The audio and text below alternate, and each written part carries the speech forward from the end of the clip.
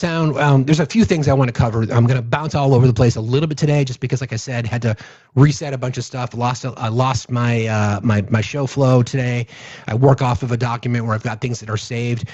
Wasn't able to do that today for some reason. It crashed just before we went live. But I'm going to play some sound from. This is Jessica Craven, and she's talking about the economic impact and where things sit. Again, I want to remind folks that the promises that were made to help get Donald Trump elected, which was the economy and immigration and no new wars, all those things are now blowing up in their face. I'm going to play this sound from Jessica Craven, and then we'll talk about it on the other side. For Trump did so simply because he promised to bring down prices, right? He said that he was going to make America affordable again, also bring back manufacturing jobs. He has now been in office for almost exactly a year. How did he do? The answer is that he failed on every single economic promise that he made. The numbers are devastating. So let's start with jobs. In all of 2025, we now know that only 584,000 jobs were created by Trump. For context, in 2024, Biden's last year, over 2 million jobs were created. P.S. we need about 1.8 million jobs created per year just to keep up with population growth. So again, Trump added 584,000 last year. This is actually the worst job growth in over 2 decades. It is worse than anything except the Great Recession and COVID. There's more. Remember those manufacturing jobs that Trump promised would come roaring back? The December report showed the 8th consecutive month of manufacturing job losses. 8 months in a row, starting, by the way, exactly when his tariffs went into effect. Speaking of tariffs, Trump said months in a row, starting, by the way, for them. So let's look at that promise. Turns out 94% of the cost hit American companies and consumers. The Tax Foundation estimates tariffs cost each household about $1,100 in 2025. Meanwhile, Trump's trade war produced retaliation from other countries, especially China, which closed off markets for American farmers. So now taxpayers are bailing out farmers again because of Trump's policies. And what about prices? Anybody who goes grocery shopping knows that Trump promised to bring them down immediately and did not. He also said he would cut energy prices in half within 12 months. Instead, they're up dramatically. And inflation has been basically unchanged since he took office. So what is Trump's response now that none of his promises came true?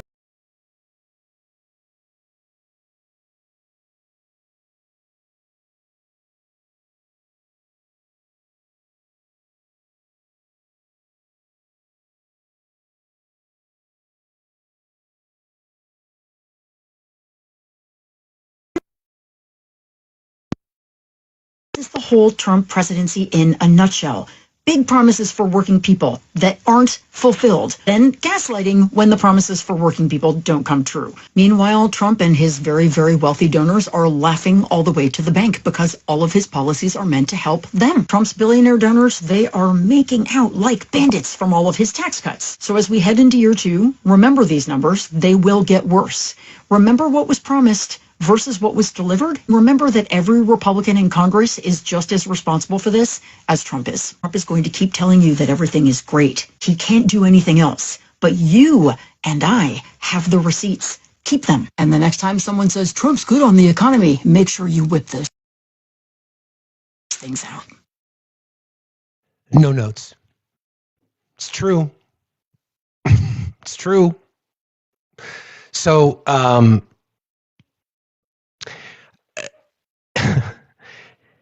this is one of the most frustrating parts to me from the entire 10-year era of Donald Trump is that the people that are the most loyal to him are the ones that he's harming the most, right? There's reporting now, and I'm going to read this to you, that billionaire wealth has jumped to the highest ever at $18.3 trillion in the last year. Okay? It's problematic because the wealth gap gets wider and wider. And it's likely because of the people that are now in charge of the new world order, so to speak. Billionaire wealth jumped 3 times faster in 2025 than in the previous 5 years to its highest peak ever. New figures have shown sparking warnings of dangerous political inequality. You think? This is reported by The Independent. Figures published by the charity Oxfam shows that in the UK, the richest 56 people now hold more than $27 million combined. Sorry. The richest 56 people now hold more wealth than 27 million people combined.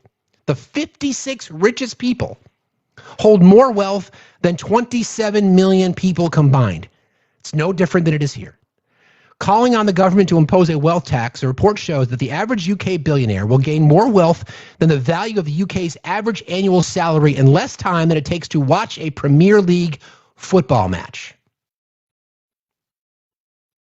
It's no different here. It's no different here.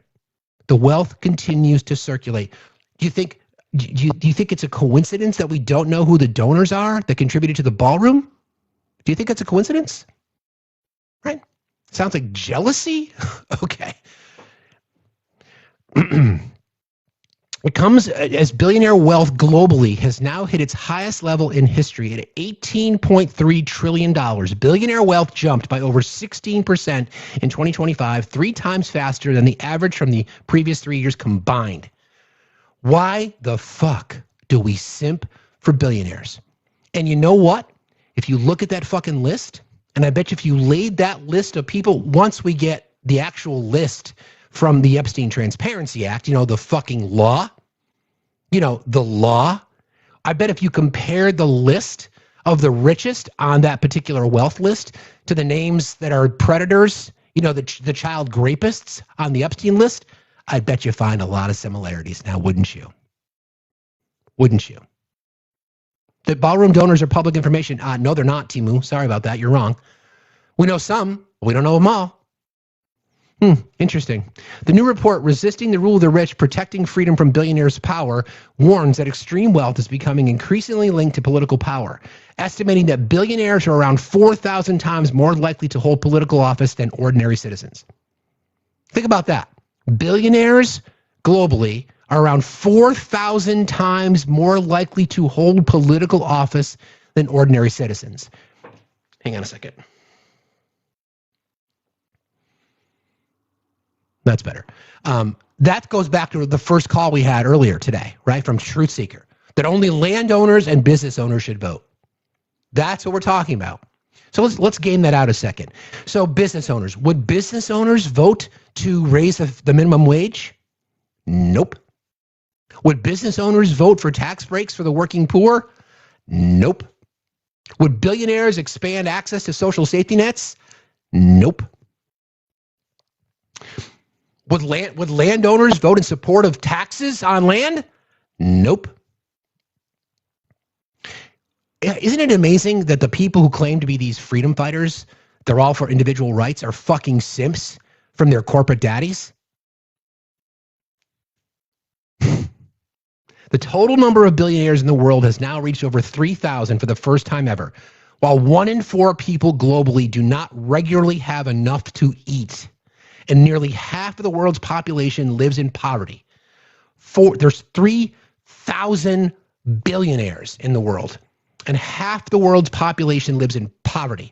It estimates the collective global wealth of billionaires last year increased by $2.5 trillion, which would be enough to eradicate extreme poverty 26 times over. The figures highlight a dangerous trend, the report says. As extreme wealth grows rapidly, political rights and civil liberties are declining worldwide. Tens of millions of people feeling trapped in poverty and powerless to influence the system are taking to the streets, but they are met with authoritarian measures. People protesting because of tyranny in America. This is another thing that our friends on the right are celebrating. People, I was watching this live last night. I was just like, you got to be fucking kidding me. People showing the proof that ICE agents are arresting and detaining hundreds of American citizens, literally using pepper spray as they're protesting, standing in public on a public sidewalk or on a public street. That does not mean their constitutional rights are still protected. And these people are watching the video and saying, well, that's not what happened. Yeah, it's exactly what happened. You just pulled up the video. They're standing in a, no, they're on federal property. No, they're standing on a street that's federal property. No, it's not federal property. It's a street. There's a Burger King. And they're accepting it. The independent thinkers, the constitutionalists who claim, first of all, if ever I'm scrolling TikTok while I'm working and I see, I'll hear somebody say they're a constitutionalist, they're the favorite. They're my most favorite appetizer, so to speak. They're the ones that I want to talk to the most. They're the ones, because then we can call them out, because every one of them that claims to be a constitutionalist doesn't know jack fucking shit about the Constitution. Every one of them. I have never met one that knows anything about the Constitution. They don't know what an amendment is, how it works. They don't even know how many amendments we have or how many articles we have. Every fucking time I hear it, they don't know shit. They claim to be about the Constitution. So I asked simple questions. I said, you believe in constitutional rights? Of course. So do you believe in the right for people to protest? Well, as long as they're not being violent. That's not the question I asked. Are you okay with people protesting? Like, for example, people protesting, using their voice, using megaphones, yelling, screaming, telling ICE to fuck off. Well, they can't do that. What do you mean they can't do it? They can't do it under the law. Under what law? You can't scream at ICE officers. Really? I thought you said you knew what the Constitution was. So these, again, my point being, these same people are cheering on fucking tyranny. They're cheering on tyranny. They're celebrating fucking tyranny. They're celebrating an armed, masked police force, which, by the way, I've got some reporting about how there was an error in applications. There was an error so they used AI, DHS used AI to create some questionnaires for ICE officials. And many of them didn't even have the qualification. They didn't have a background to be put out on the street. And these are the people that are now armed, walking around the streets of American cities. And people on the right are fucking celebrating it. They're celebrating tyranny. The same people that for the last 4 years said, tyrannical government telling me I got to wear a mask, I'm going to rise up. People think tyranny is mask mandates, but not ICE. But not ICE breaking down doors. But not ICE, detaining and arresting 170 American citizens. That's not tyranny. 35 people losing their life in ICE custody last year, which is the most in 20 years. That's not tyranny. Abuse, sexual abuse, assault, numerous examples of it across the fucking board. That's not tyranny, but mask mandates are. Pregnant women being assaulted and beaten up, children being beaten up, an example of a teenager who had his testicles stomped on while in custody. That's not tyranny. But Joe Biden asking Meta to actually evaluate their misinformation policies around C-19 vaccines. That's tyranny. Yeah. You see what I mean? When you break it down as simple as that, that's what the right has become. They are fucking simps. The figures highlight a dangerous trend, the report says, as extreme wealth grows rapidly, political rights and civil liberties are declining worldwide. Tens of millions of people feeling trapped in poverty and powerless to influence the system are taken to the streets, but they are met with authoritarian measures. Oxfam argues that political leaders now face a stark and urgent choice: favor the wealthy few or defend the rights and freedoms of the many. It's really what it comes down to, right? Keep in mind, the lie that's been told to the right is that the elites are the radical left. Okay. Sonia Sultan, chief influencing officer at the charity, said, most people do not want a world dominated by billionaires. Rising protests globally shows people are rejecting a system rigged in favor of a few. We're seeing widespread anger against the rigging of elections and economies to hand power and riches to the few.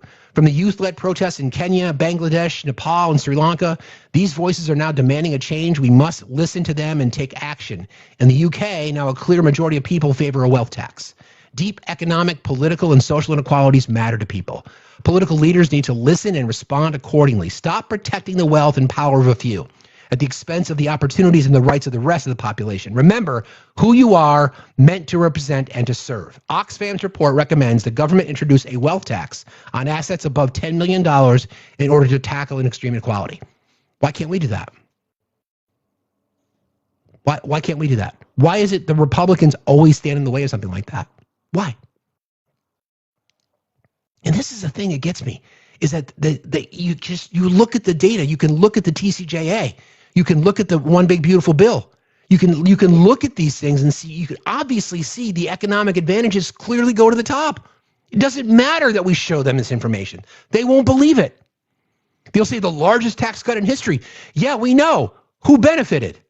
The fucking rich did. Like what?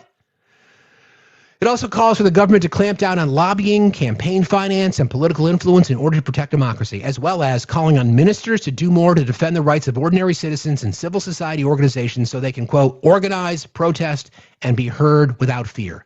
The government has so far resisted growing calls for a wealth tax, with left-wing Labor MPs and Green Party leader Zach Polanski saying the imposition of a tax on wealth could clamp down on inequality, plug holes in the public finances, and fix Britain's creaking public services. But there are fears that such a levy could drive talent and investment away from the UK economy. That's part of the lie.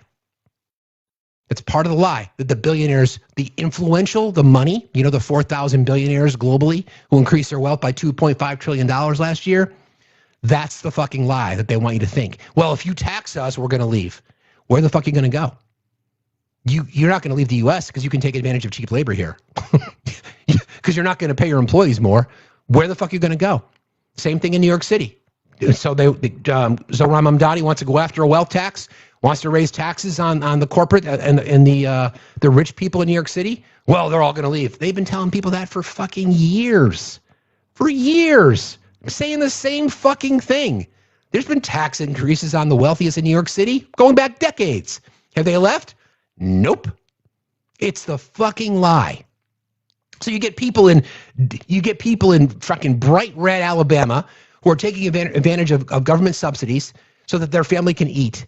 And they're celebrating rich people getting richer. What? Exactly, Melissa. Let them fucking leave. They can all go to their own fucking island. They can all go to their own fucking island. It's just, it blows me away that the echo chamber has been able to convince the poorest people in our country, okay, in the poorest states, that billionaires are looking out for them. That is the biggest, most successful marketing campaign in human history. That billionaires are looking out for the poor. As the wealth gap gets wider and wider and wider. $2.5 trillion globally. $2.5 trillion globally. In 2025 alone, the billionaires increased their wealth. There are now more billionaires globally than ever. And in the United States, $36 annually per taxpayer to fund SNAP is too much money. We can't raise the minimum wage because then corporations will leave. What? What? I mean, give me a break. The fucking enemy is the top. They've always been the enemy. They have always been the enemy. And why is it that the people on the right just will not ever accept it? No. The enemy are brown people, gay people, women, marginalized communities in general, the disabled, the poor, the educated. We're the enemy. Yeah, that fucking tracks. That totally tracks. Totally tracks. Blackout, how are you today? Doing well, and yourself? Fine, thank you. What's on your mind? Whenever I hear billionaire talk, that is right up our alley. So I wanted to join and chat with you about that real quick because greed really is the disease, and that is such an issue that we are facing. And I think everything that you are talking about goes right in line with a lot of the same awareness that we're trying to bring of showing people that the wealth inequality exacerbates a lot of issues. And it also makes it so that Americans can't do what we do best, which is, or not do what we do best, but strike, protest, push back in ways that if we're fighting for our lives, if we're fighting for just the bare necessities of what we need to live, is difficult. Agreed. That is absolutely true. And if I could, my one little analogy is the amount of money that people have, 1% is 50 trillion. The rest of us, 90% has 50 trillion. I try to do it into slices of bread, and I think that makes it a little bit easier. If the American economy was 10 people that made 10 slices of bread together, the ultra wealthy would have 5 of them. And the fact that there's 9 people then competing over the other 5 slices leads to a lot of the division, because that scarcity creates the competition. And then obviously, it's those poor choices that lead them down hate and anger and frustration, but they are also being fed that by the media. So completely with you on everything that you're saying. Just try to bring a different frame in, and I love using analogies. So I appreciate that. Thanks for jumping in today. Thanks very much. Cool. Appreciate the time. Thank you. Have a good day. Be safe out there. He's right. Right? He's right. It's nothing more. I mean, listen, it's not going to surprise anybody when I make this statement. The president of the United States doesn't give a fuck about this country. Doesn't fucking care at all. Doesn't care about anybody but himself. As long as people will stroke him, you're his friend. As soon as you say something negative about him, you're out. He doesn't give a fuck. But he's been able to convince millions of people that he's looking out for them. He's not. He doesn't fucking care about you. He doesn't. So now we've got this situation happening in Europe, all over Greenland, right? Again, I talked about this before, right? $500 billion is the estimate. I think I've still got this pulled up someplace. Hang on one second. And we're going to talk about the Belt Road I should say the Belt and Road Initiative, which is where China is ready to capitalize. Hang on a second. Do I have that still?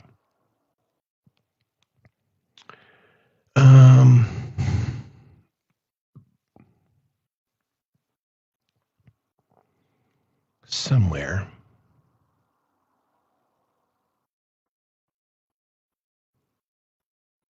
I'm going to try to get the data right. Hang on a second. Yeah, here you go. So again, they're still pushing to acquire Greenland. Okay, wanting to pay Greenlanders up to $100,000 each. They talk about this in terms of $500 billion would be the cost to acquire Greenland. $500 billion, the impact that would have on the household population, for example. Even at an all-in cost, $500 billion could support hundreds of thousands to over 1 million housing opportunities through a mix of new construction, converting hotels, unused buildings, modular housing, rehab of existing units. So what the right's been able to do is convince their voters that the housing crisis we have is because of immigrants. The same people that they say, think about this, right? Think about this. They say that undocumented immigrants are not working, that they're taking advantage of the system, that they're being paid to live here, but yet they're buying houses. Right? So that they don't have jobs, they're not contributing, they don't pay taxes, but they're buying houses. Education, please. Taking their jobs. Yep, education, please. 500, again, MAGA, if you care about the housing shortage, I do. I think we all should, because we do have a housing shortage in our country. No doubt about it. You could, again, new construction, converting hotels, unused buildings, modular housing, rehab of existing units. You could reduce chronic homelessness dramatically. The most visible homelessness, encampments, long-term street homelessness, etc., is heavily concentrated among people who need permanent supportive housing. A major investment here could cut chronic homelessness sharply in many cities. You could prevent millions of people from becoming homeless. A big portion of homelessness is driven by job loss, medical bills, rent spikes, domestic violence, eviction, etc. If you targeted prevention, rental assistance, legal help, emergency cash, short-term housing stabilization is cheap compared to the crisis response and could stop a huge share of inflow. That's housing. What about healthcare? How about food insecurity? $500 billion is a game changer. Food insecurity is usually driven by not enough income, high housing and utility costs, crowding out food, job loss or unstable work, medical costs, childcare costs, limited access to affordable groceries, although Brooke Rollins wants to tell you that you can eat for $3 a meal. Piece of chicken, piece of broccoli, corn tortilla, and maybe some rice. Good luck with that. Expand SNAP. scales quickly, targets low-income households, lets people buy what they actually need, reduces child hunger, and improves health outcomes. $500 billion could fund SNAP extensions for a decade, including higher monthly benefits, expanded eligibility, automatic enrollment for eligible families, and improved access for seniors and the working poor. A big portion of food insecurity is concentrated in families with kids. $500 billion would cover universal free school breakfast and lunch nationwide. Anybody have an issue with that? MAGA, do you have an issue with that? You'd rather spend your $500 billion acquiring Greenland than you would feeding American children? But you think those are all people taking advantage of the system, right? Summer EBT for all eligible children. You want to feed kids in the summer too, or should they just starve in the summer? And hopefully they can make it on $3 a day between June and September. After school meals expansion. But again, $500 billion is fine to acquire Greenland, or $150 million on Trump's golf trips last year, or a $400 million ballroom, or $1 billion buy-in to the new peace committee, whatever the fuck it's called.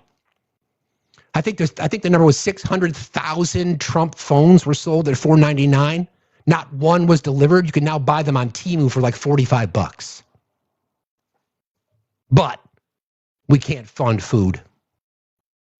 Okay. Insurance. Let me see. I think I've got that one too. Did I break that one down too?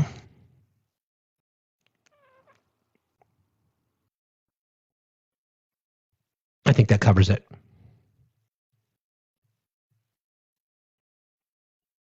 Oh, here's a breakdown. Check this out. Massive hunger, the fastest way to address it, called max hunger reduction. $500 billion, $325 billion for SNAP benefit boost, $85 billion for universal or near universal free school breakfast and lunch for administrative, which is we already have systems like that. It's easy to administer. $30 billion for summer support for kids who need food in the summer. $35 billion for food as medicine plus healthy food incentives, $15 billion emergency reserve, disaster surge, rapid response grants, and then $10 billion for data and fraud prevention, enrollment, tech modernization. $500 billion. What's a better way to spend the money? Ask a pro-lifer. Walk up to a pro-lifer right now and ask them, okay, you got $500 billion to spend. Should we buy Greenland or should we feed American families? What will they say? Well, who said that? Well, Trump said we should buy Greenland. Then we should buy Greenland. The pro-life crowd. Okay. And then this comes down to the priorities, right? Again, this is the priority. Instead what we're doing here in our country now is supporting fucking tyranny, allowing ICE to unalive American citizens. Case in point, I'm gonna play some sound from Kristi Noem. I had a few things prepared, but I'll pivot. I'm good on my feet. Hey now, I'm good on my feet. Don't even comment on it, Steve. Don't even say it. All right. So there's a few examples. I'm going to play some sound from Caroline because she's back in the news. I think she took a few days off. So this was an interview that she did with an Irish journalist. I spoke to the media, and she said, among other things, that they are doing everything correctly. 32 people died in ICE custody last year. 170 U.S. citizens were detained by ICE. And Renee Good was shot in the head and killed by an ICE agent. How does that equate to them doing everything correctly? Why was Renee Good unfortunately and tragically killed? Are you asking me my opinion? Because an ICE agent acted recklessly and killed her unjustifiably. Oh, okay. So you're a biased reporter with a left-wing opinion. What do you want me to do? Yeah, because you're a left-wing hack. You're not a reporter. You're posing in this room as a journalist. And it's so clear by the premise of your question. And you and the people in the media who have such biases but fake like you're a journalist, you shouldn't even be sitting in that seat. But you're pretending like you're a journalist, but you're a left-wing activist. And the question that you just raised and your answer proves your bias. You should be reporting on the facts You should be reporting on the cases. Do you have the numbers of how many American citizens were killed at the hands of illegal aliens who ICE is trying to remove from this country? Here we go. I bet you don't. I bet you didn't even read up on those stories. I bet you never even read about Lake and Riley or Jocelyn Nungray or all of the innocent Americans who were killed at the hands of illegal aliens in this country. And the brave men and women of ICE are doing everything in their power to remove those heinous individuals and make our communities safer. It's wild, right? Attack the journalist. Okay. The death of an Immigration and Customs Enforcement detainee who the agency said died after experiencing medical distress is likely to be ruled an H side, according to a report. This is reported again by The Independent. ICE last week announced the death of Geraldo Lunas Campos, a 55-year-old Cuban immigrant, and said, quote, staff observed him in distress and contacted on-site medical personnel for assistance at the makeshift Texas detention facility, Camp East Montana, within the Fort Bliss Army base. Lunas Campos's daughter alleged that the El Paso County's office of the medical examiner told her it is likely going to rule his death was a homicide, according to the Washington Post. The newspaper obtained a recording of a conversation between Lunas Campos's daughter, who was not named by the outlet, and an employee of the medical examiner's office who allegedly told her a doctor is listing the preliminary cause of death as asphyxia due to neck and chest compression. The staffer allegedly told her, quote, our doctor is believing that we're going to be listing the manner of death as homicide, pending the results of a toxicology report. So, nothing to see, right? So when the reporter presses Caroline Levitt to say, you're saying they're doing everything right. Is that doing everything right? 35 detainees lost their life in ICE custody last year.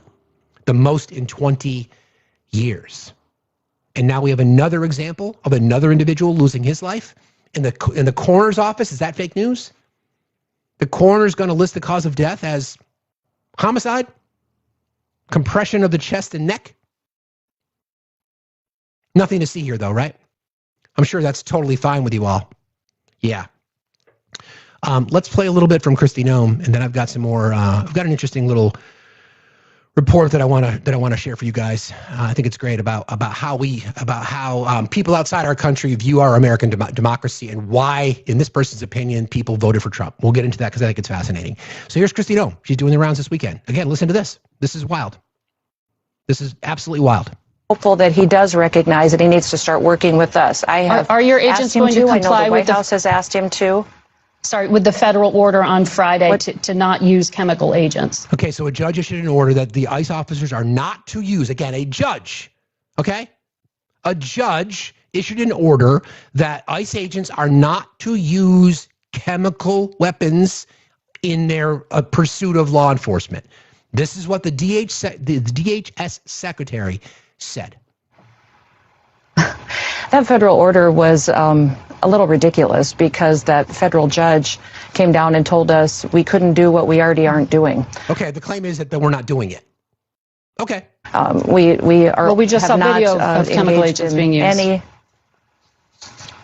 We only use those chemical agents when they're. Okay, we're not using it. We have video of you using it. Now you're saying what? There's violence happening and perpetuating, and you need to be able to establish law and order to keep people safe. That's the only situation. So that judge's order didn't change anything for how we're operating on the ground because it's basically telling us to do what we've already been doing. Telling us to do what we're already not doing. We don't use chemical agents, but yet a 6-month-old child had to be issued or administered CPR. Because ICE agents threw, chemical weapons, whatever it might be, tear gas or something else, pepper spray underneath the car. Literally sitting there fucking lying to you. And the response we will get from the right is not addressing that. They'll say, well, what authority does that judge have? Or you guys are protecting predators. Here it is again. And I'm hopeful that he does recognize that he needs to start working with us. Are your agents going to comply I know the White with House has asked him to. Sorry, with the federal order on Friday to not use chemical agents? It was a 6-month-old. Did I say 6 years? 6 months old. 6 months old. That federal order was a a little ridiculous because that federal judge came down and told us we couldn't do what we already aren't doing. We just saw video of chemical agents being used. We only use those chemical agents when there's violence happening and perpetuating, and you need to be able to establish law and order to keep people safe. That's the only situation. So that judge's order didn't change anything for how we're operating on the ground because it's basically telling us to do what we've already been doing. So we're not using it. Actually, we just showed you the video of you using it. Yeah, but we're only using it when we're law enforcement. So again, the party of the rule of law. So everything, I just want people to know, and this is what they're claiming, everything that ICE officers are now doing in their mind is justified. Everything, all of it. Doesn't matter what it is. Doesn't matter if it's murdering American citizens in cold blood. Doesn't matter if we're tossing chemical agents under a car or into a car where a 6-month-old child needs to be resuscitated. That doesn't matter. Doesn't matter if we're arresting American citizens. None of that matters. None of it. None of it matters at all. And people are saying, what do? We do what people are doing. We go and we shine a fucking light on it. I'm going to a protest tomorrow night with my children, with my boys. That's what we do. We go and we speak up. We show up because they don't think we will. They're trying to fucking scare you. White men. Those of you who truly believe what you're seeing is horrible and unjust. And those of you who've done nothing about it, now is your fucking time. If not us, who? If not now, when? You can pick up those shirts in the merch store. Go find it. Link in the link tree that's in my bio. Go check it out. Please consider joining our Discord. We've got communities. We've got a community that's been forming there. We can point people to where their protests are, things you should do to protect yourself.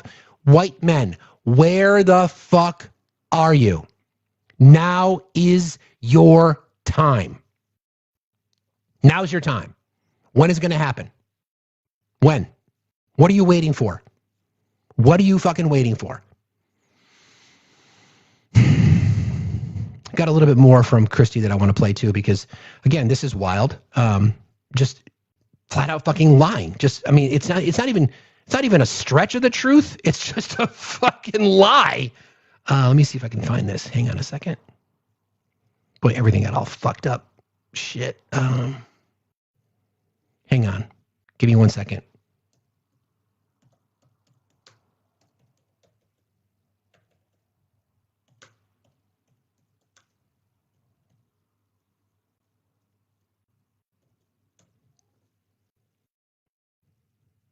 All right, I think I've got it right here.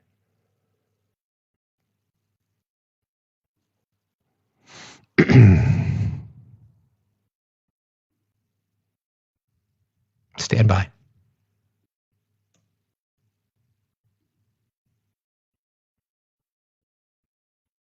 Everybody, please keep tapping and sharing. There's a gifting goal, but it looks like it got suspended. If you want to support the channel, you can do so. I'll do some thank yous in just a moment.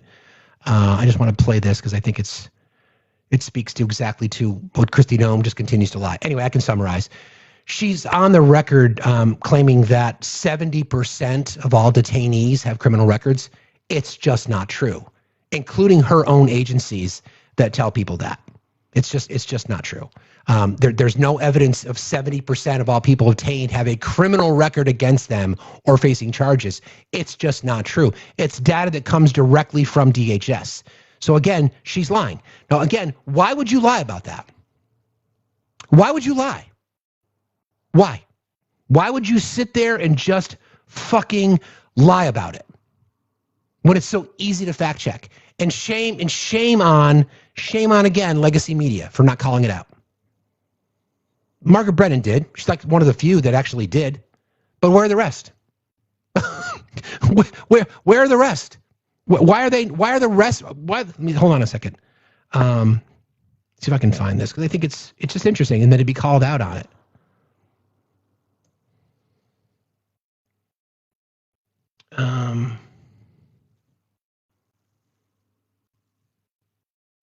Shit, I had this all built. That's all right.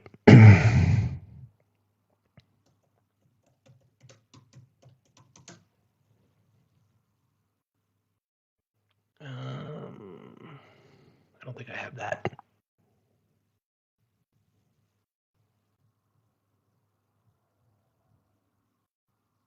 I don't. It's okay. Doesn't matter.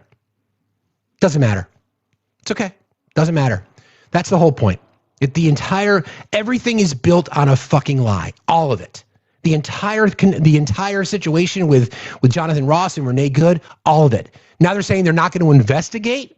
They're not going to investigate they're not going to investigate Jonathan Ross. Case closed. That sound I have. So it's just case closed. We don't need to investigate criminality. We don't need to investigate an officer involved shooting. We don't need to do any of that. We can just stand by and watch it just disappear. So we're not going to investigate any of that anymore? Really? Okay. All right. This is the story that I wanted to play for you because there's been this. I think a lot of people ask questions about why people voted for Trump. This is a report from let me see if I can find it here. Hang on one second. This is a story done. I've shared sound from her before. I really like the way in which she reports on things. Her name is Politics with Evie, I think. Hang on one second. And then I'm going to play some stuff from the president with some things that he had to say, which is fucking wild. I think I have it here. Hang on a second. I'm sorry, guys. Usually a little bit more organized than this, but shit happens. No big deal. Hang on one second. I've got it here someplace.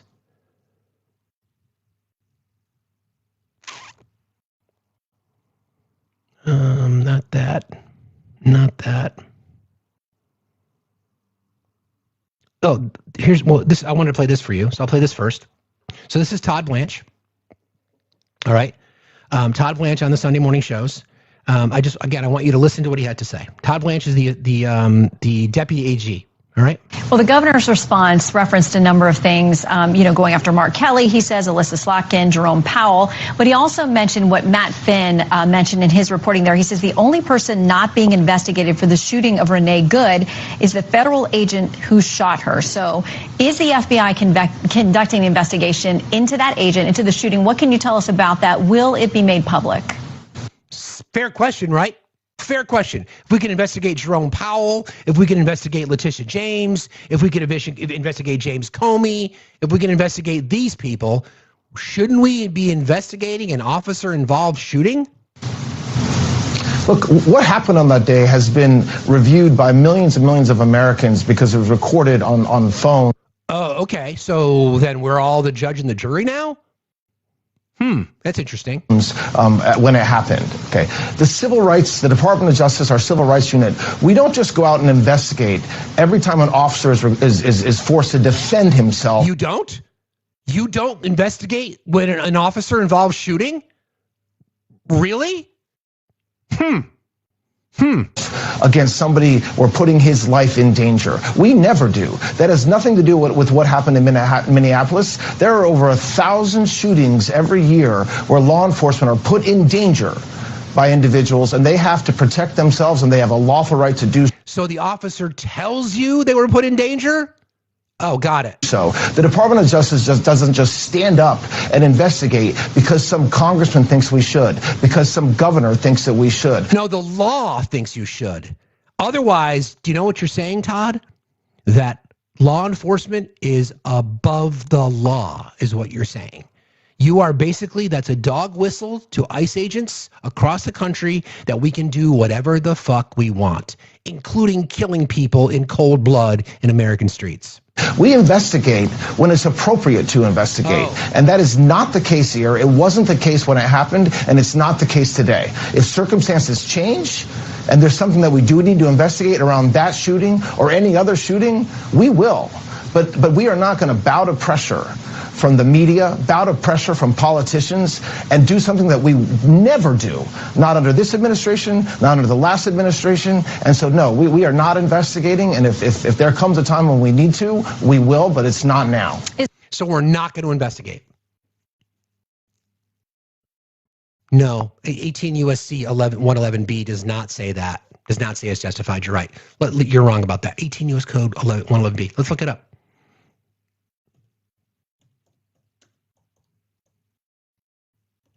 Interesting. Let's find out what it says. This is the claim that you make, okay? This is what they've been referring to lately. 18 U.S. Code 111, assaulting, resisting, or impeding certain officers or employees. In general, 1A, forcibly, in general, whomever forcibly assaults, resists, opposes, impedes, intimidates, or interferes with any person designated in section 1114 of this title while engaged in or on account of the performance of official duties, or 2, forcibly assaults or intimidates any person who formerly served as a person designated in section 1114 on account of the performance of official duties during such person's term of service, shall, where the acts in violation of this section constitute only simple assault, be fined under this title or imprisoned not more than 1 year or both, and where such acts involve physical contact with the victim of that assault or the intent to commit another felony, be fined under this title or imprisoned not more than 8 years or both. B, the enhanced penalty, whoever in the commission of any acts described in subsection A uses a deadly or dangerous weapon, including a weapon intended to cause death, cars are not intended to cause death, including a weapon intended to cause death or danger, but that fails to do so by reason of a defective component or inflicts bodily injury, shall be fined under this title or imprisoned not more than 20 years or both. So this is the thing. When you all use this code, have you ever fucking read it? Have you ever read it? Or are you just listening to voices on the right that are telling you it's such?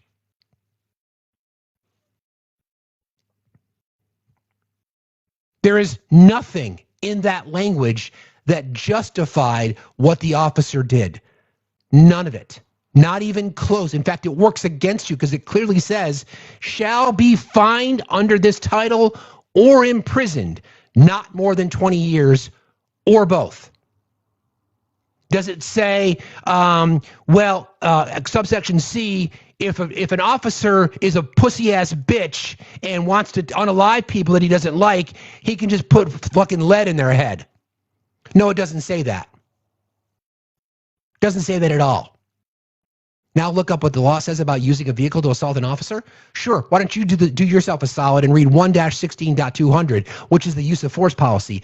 Nowhere in there does it say what he did was justified. And this is my point. This is exactly my point. This is what tyranny is. People are justifying it. People are fucking justifying tyranny. Keep that in mind. Okay? Hang on one second. Real quick to those of you in the back, I'll remind you just a couple of things. Since you brought it up, I'll bring it up. I wasn't planning on going here, but I will. 1-16.200, use of deadly force and prohibited restraint techniques. This is the DHS and the Department of Justice. Their policies about use of force mirror one another because they'd have to. Because DOJ is law enforcement. They would be the ones that would investigate, even though we know now they're not going to investigate. Use of deadly force and prohibited restraint techniques. So MAGA, you fucking chuds, you simps for tyranny, you probably haven't read this. Okay. Deadly force, law enforcement and correctional officers. Again, law enforcement. If you want to claim that DHS and ICE agents are law enforcement, I'll give you that. Some of them are not trained to do what they're doing. Yes, they have law enforcement responsibilities and authority in certain cases, right? So law enforcement and correctional officers of the DOJ may use deadly force only when necessary. That is, when the officer has a reasonable belief that the subject of such force poses an imminent danger of death or serious injury to the officer or to another person. Deadly force may not be used to solely prevent the escape of a fleeing suspect. Firearms may not be discharged to disable moving vehicles. Specifically, firearms may not be discharged at a moving vehicle unless 1, a person in the vehicle is threatening the officer or another person with deadly force by means other than the vehicle. Other than the vehicle, which that would mean in simplest terms, Mag, I'll try to explain it. That means that the person driving, in this case, Renee Could, would have had to have had something else, like a firearm, from her vehicle. No, she had plushies. stuffed animals and a dog in her car. But you MAGA chuds, you pussy-ass bitches that are afraid of fucking paper masks must think that stuffed octopuses or octopi are a threat. Again, firearms may not be discharged solely to disable moving vehicles. Specifically, firearms may not be discharged at a moving vehicle unless a person in the vehicle is threatening the officer or another person with deadly force by means other than the vehicle, or the vehicle is operated in a manner that threatens to cause death or serious physical injury to the officer or others, and no other objectively reasonable means of defense appear to exist, which includes moving out of the path of the vehicle. Firearms may not be discharged from a moving vehicle except in exigent circumstances. In these situations, an officer must have an articulable reason for this use of deadly force. Do you ever fucking read? Do any of you ever read? Did you read U.S. Code 1118? Did you fucking read it? If you read it, you would even understand that nowhere does it justify use of deadly force. Nowhere. Nowhere. It talks about fines or imprisonment. So again, I will remind you that you fucking traitors are simping for tyranny. You want to be dragged around by your micro fucking dicks and told what to do, and you love it. It's your fucking kink. Steve, calm down? No, I'm not gonna fucking calm down. That's the problem. People are too fucking calm. I'm fucking pissed. The freedom-loving fucking patriots, the freedom-loving patriots are cheering on tyranny because you hate brown people so much. And now you don't give a fuck American citizens are being killed. You don't fucking care. You don't care that 6-month-old children are being victims of chemical spray and tear gas, and then your fucking DHS secretary is lying to you, saying, we don't do that. Well, we do it, but we only do it when we feel like it's necessary. Okay. Got it. So what I'm going to play for you now is about 30 minutes long, but I think it's critical because it speaks to a lot of what we've been discussing in this space for a very long time. Why do certain people vote for this? And you know, I've studied this a lot. There's obvious signs, but this is on, you find this person on YouTube. It's called Channel 100 News with Evie or Evie. Like I said, it's about 30 minutes long, but I think it's crucial. Sam, I'm not sure what's going to happen with our YouTube feed, but I don't give a shit at this point. So I'm going to play this for you guys. I think it's great, and I'll give her credit. So here you go. From the outside, it's hard not to ask the obvious question. How the hell did this happen? Why would anyone vote for this guy? Donald Trump won a majority of white women while running an openly anti-woman and anti-abortion rhetoric. He made major gains with Latino voters, especially men, while building ICE into a political weapon, platforming racists, and targeting that same community. LGBTQI plus voters still overwhelmingly vote Democrat, but a small, loud group of gay conservatives continue to back Donald Trump, prioritizing taxes, masculinity, and anti-wokeness politics over queer rights themselves. And despite the populist branding, lower-income voters remain split, with many poor Americans voting against welfare, redistribution, and government aid, even when they would directly benefit from it. So I wanted to understand how this happened. Not abstractly, not morally, but humanly. Over the last year, I've been digging through research, data, and voting patterns, trying to figure out what actually drives these choices. We'll start with the most obvious question. Why white women voted for Trump? Since the earliest versions of American womanhood, the angel in the house, the homemaker, the moral guardian, white women have been told that safety comes from alignment. Align with your husband, your church, your flag, and in return, you'll be protected from chaos, from crime, from men who aren't yours. Historically, that protection was inseparable from whiteness itself. White women's purity was also used to justify lynching, segregation, immigration bans. The story of protecting our women has kind of always been code for protecting our witch trials in Salem. hierarchy. Sociologists call this the patriarchal bargain. Philosopher Kate Mann calls it something sharper, a moral economy of misogyny. In her book Down Girl, she writes, "Misogyny's function is to police and enforce a patriarchal order by rewarding women who conform and punishing those who don't." It's a great quote. Misogyny's function is to police and enforce a patriarchal order by rewarding women who conform and punishing those who don't.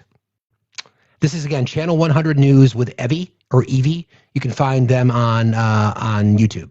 Again, that quote, "Misogyny's function is to police and enforce a patriarchal order by rewarding women who conform and punishing those who don't." You are queens. You are supposed to just get in line, apparently. Yeah, you know that, though.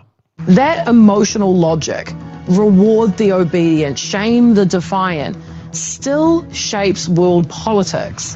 When Trump descended that golden escalator in 2015, his audience wasn't the downtrodden working class we'd heard so much about. It was people who felt their status slipping. Political scientist Christopher Parker, in the conversation in 2016, called it white fright. He argued that Trump's victory had at least as much to do with support from voters who remained unencumbered by economic anxiety as those driven by it. He wrote, "Rapid social change, which poses a threat to this truncated version of American identity, activates anxiety and anger on the part of those who lay claim to this identity. Many Trump supporters believe themselves to be losing their country. They weren't voting for change. They were voting for a rewind to a version of America where white, Christian, heterosexual men reigned and white women were safely beside them." And here's what's also crazy. Education didn't inoculate anyone. College-educated white voters, supposedly more tolerant,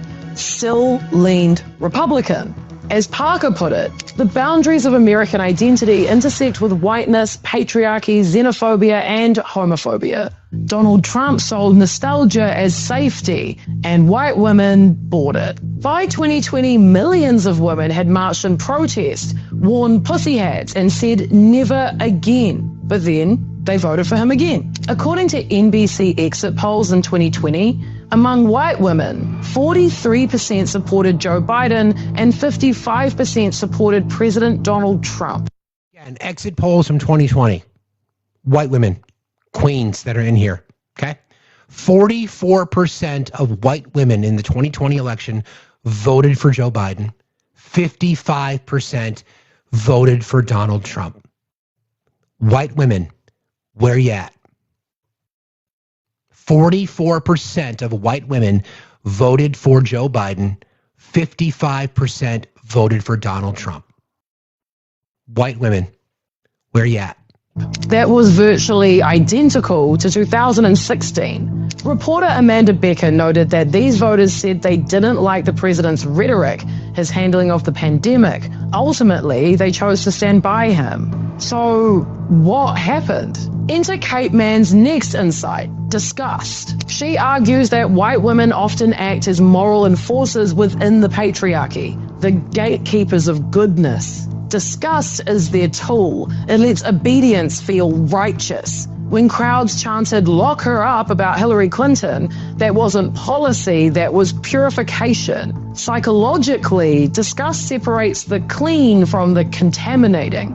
It's why some white women can call Trump vulgar, but still see him as the less disgusting option, the one protecting them from feminists, immigrants, or woke ideology. They're not necessarily voting for cruelty, they're voting for order. They just refuse to see that those are the same thing. Nowhere is the emotional contract clearer than among Christian women. In January this year, Mother Jones interviewed psychologist Kate Gadini, who studies evangelical women. She describes what she saw at the Liberty University after the 2024 election. They felt like this was God's will. He has spared the nation by giving us Trump. Even after we've made so many mistakes, he's giving us one last chance to get it right. Again, that quote, this is in regards to white Christian women. Quote, "They felt like this was God's will. He has spared the nation by giving us Trump. Even after we've made so many mistakes, he's giving us one last chance to get it right. Gardini told Mother Jones that for these women, Trump's appeal operates on multiple planes. It's the sense of having a protector and a defender in Trump. He's going to protect us from this woke liberal elite that wants to take us down. The left is concerned with wokeness and identity politics, while Trump is concerned that you can't afford a tank of gas. Think about that. Again, from her studies, she said the left is concerned with wokeness and identity politics, while Trump is concerned that you can't afford a tank of gas. So the justification for tyranny in the streets of American cities, the justification for people that are protecting children, protecting the people who violated children because of a tank of gas. He's going to protect our country from China. He's going to protect our borders. That protector identity operates on so many different levels and is hugely effective with these women. Here's the line that kind of sums it up. Trump said at a few campaign rallies, "I want to protect the woman." One Christian woman I interviewed said she wept when she heard that because it was so resonant with what she needed. Protection is at the heart of the contract, the emotional transaction that makes hierarchy feel holy. Gardini continues, within their gendered system, women are the soft, nurturing ones, the caretakers. Men are the strong ones, protectors and defenders. This gendered system is built into conservative Christianity, so it makes sense that they would apply that to politics and want a candidate who fits that mold. In 2016, she says, Trump are the strong ones. This right here. Within the gendered system of how women and men are meant to operate, women are the soft, nurturing ones, the caretakers. Men are the strong ones, protectors and defenders. This gendered system is built into conservative Christianity. It's built into their whole worldview. So it makes sense that they would apply that to politics and want a candidate who fits that mold. They can behave like traditional women if they have a traditional man fulfilling their protector role. They can behave like traditional.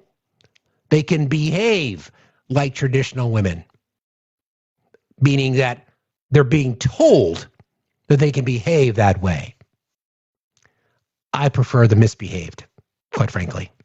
Protectors and defenders. This gendered system is built into conservative Christianity, so it makes sense that they would apply that to politics and want a candidate who fits that mold. In 2016, she says, Trump projected a kind of devil-may-care masculinity they found quite attractive, whereas in 2024, he's seen more of a protective, fatherly, or even grandfatherly figure.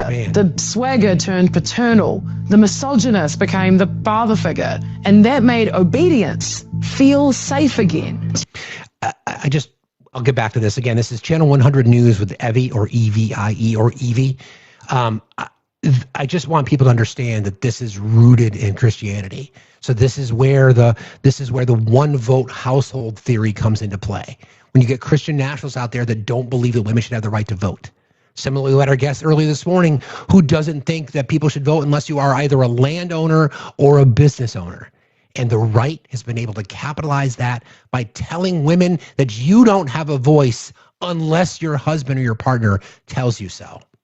Fucking wild. Protection always needs a threat. A protector with no danger to fight loses his purpose, and so does the person that he protects. That's the paradox. Safety depends on fear, and in Trump's America, fear is infinite. Fox News fills screens with crime waves, border invasions, gender chaos. Each new threat reactivates the emotional contract. As Mother Jones reported, the younger women are getting a lot of their news from social media. What they're hearing is that the liberal left hates them. For mothers, their sense of needing protection is all around children. They need to protect their children as mothers, and they need a paternalistic figure as president to protect their children on a larger scale. And for older women, their primary concern tends to be immigration, keeping our neighborhoods safe, keeping women and girls safe from perceived physical threats, and immigrant men. In this worldview, every cultural change from... So they're told, I mean, you heard it, told to fear immigrant men, even though the overwhelming majority of crimes against women and girls are committed by native-born white men. from racial justice protests to trans rights becomes a home invasion. The emotional pattern repeats. 1920s KKK promised to defend white womanhood. 1960s John Birch Society promised to defend Christianity. 2016 MAGA promised to defend real America. After Trump managed to get back in, The Guardian reported that Trump's return to power was powered once again by the loyalty of white women voters, especially those without college degrees. The piece noted that Harris narrowed down the gender gap, but not the racial one. White women broke 56-43 for Trump. Again, that was, you heard it was 44-55 in 2020. In the 2024 election, it was, let me get the number here. Hold on. 56-43. White women broke 56% to Trump. 56%. White women in the 2024 election. I'm sorry, against Kamala Harris. Come on. For Trump.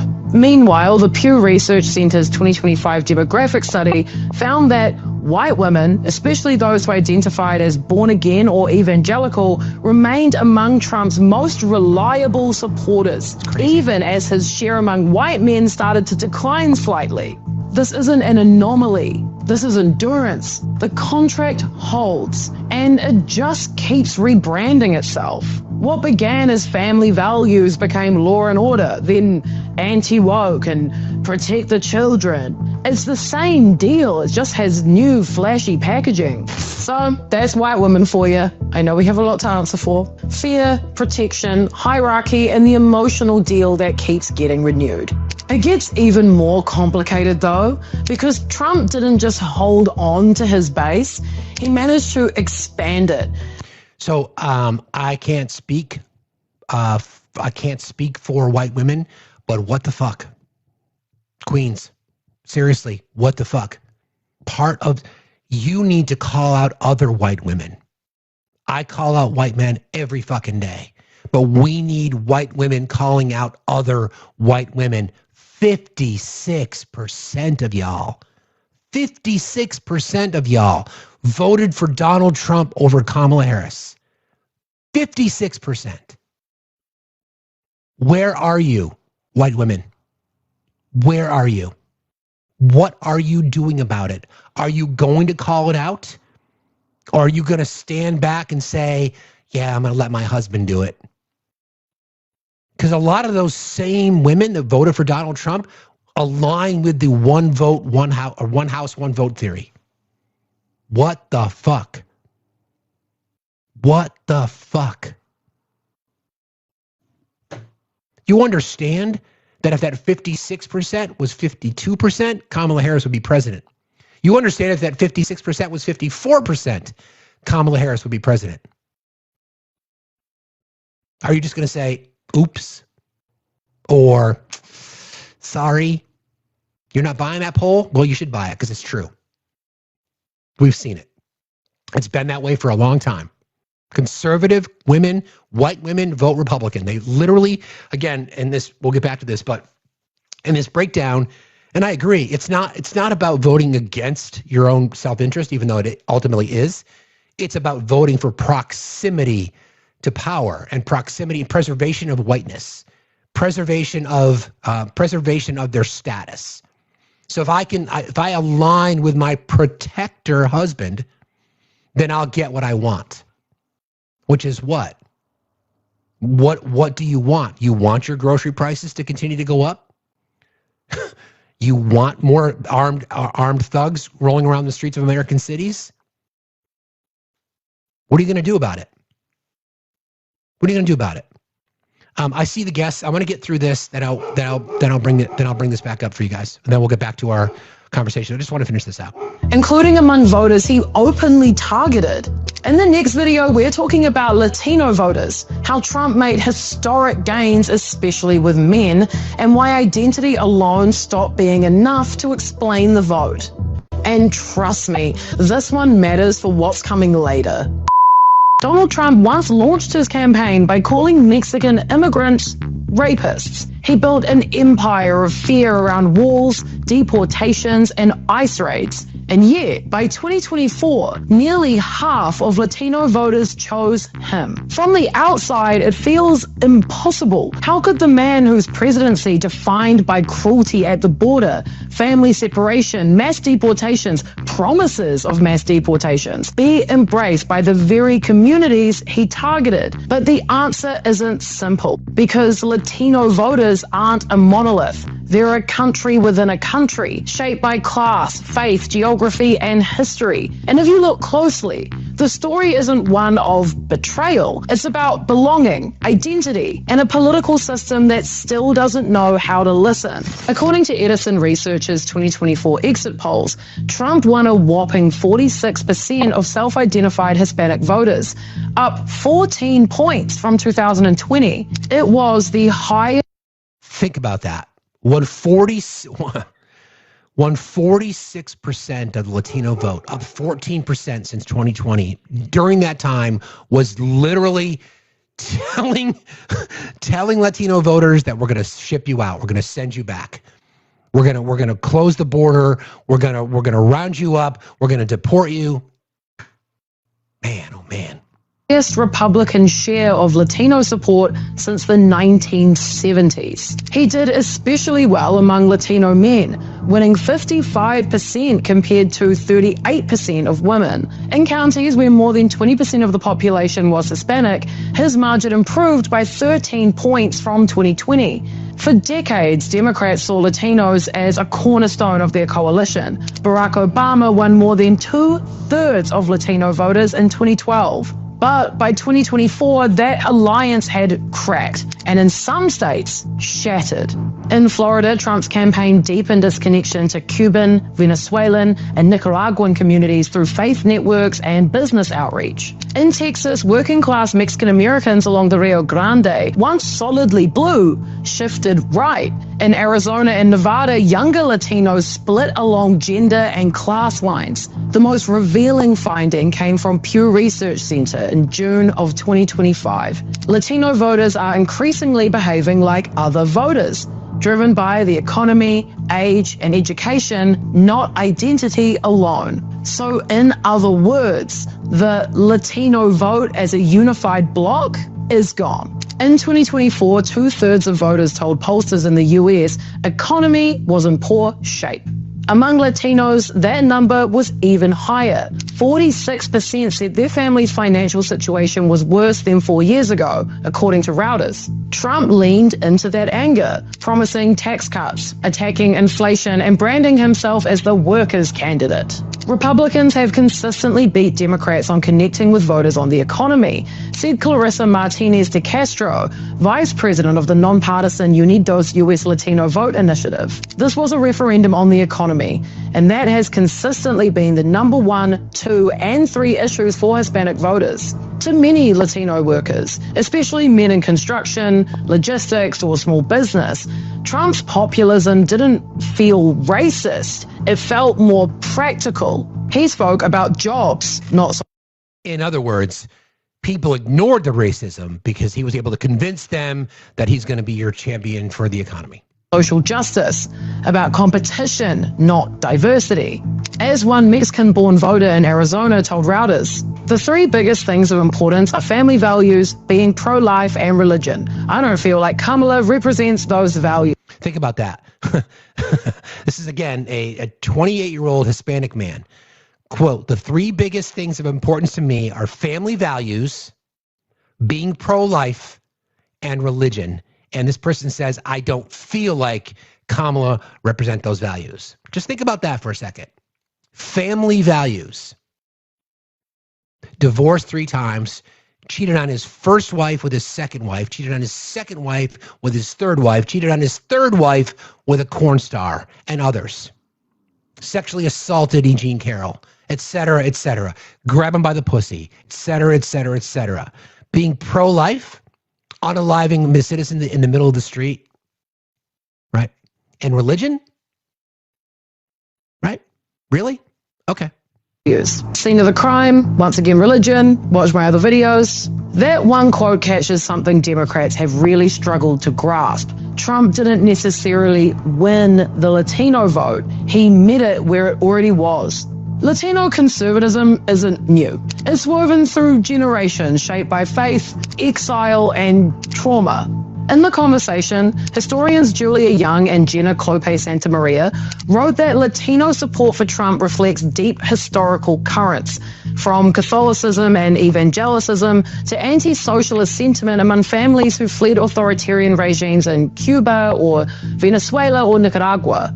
The so-called Latino voter is really a multi-ethnic, diverse bloc, they wrote. While they share linguistic and cultural features, they are motivated by a wide variety of religious, political, and cultural factors that can be traced back to their experiences in Latin America. For older Latinos, especially men, Trump's swagger, his macho presentation, his defiance, it echoed familiar archetypes of authority. He wasn't like a politician, he was like the boss. Meanwhile, Kamala Harris's campaign leaned heavy on celebrity endorsements and feminist imagery, often alienating working class and religious men who felt unseen. I don't have a comment on that. I don't have a personal comment on that. As Clarence Page wrote in the Chicago Tribune, 2024 was the testosterone podcast election, where Trump... The testosterone podcast election, 2024. The testosterone podcast election. And a lot of those testosterone podcasters have now left or are not supporting Trump as loudly as they were. Sean Ryan, Joe Rogan, and others are like, what? What? Fuck. Shit. Damn. Fuentes, Shapiro, they're all like, Epstein files, where are they? The testosterone podcast election. It's fucking true. Dominated among young men, disaffected men. Scott Galloway, an NYU professor, put it like this. For the first time in US history, a 35-year-old man without a college diploma is making less than his parents were. Against that, do trans rights or foreign policy even register on your screen? In other words, Democrats talked about progress, while Trump talked about survival. And yet... It's a good point that Democratic messaging, people on the left were talking about advancing society forward, while Trump talked about your wallet and the harm that the system's been done. And it's effective. It's effective. It's an effective strategy. It literally was, people sold their soul because of, they sold their soul because they were convinced that he was going to be their champion. It's fucking wild.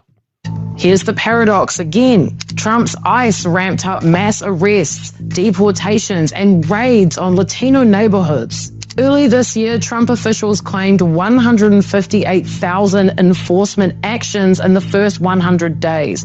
Through ICE own data... I'm just going to pause that real quick because I just got another little warning, so I'm just going to play our PSA. I'll take a quick break. I'll be right back.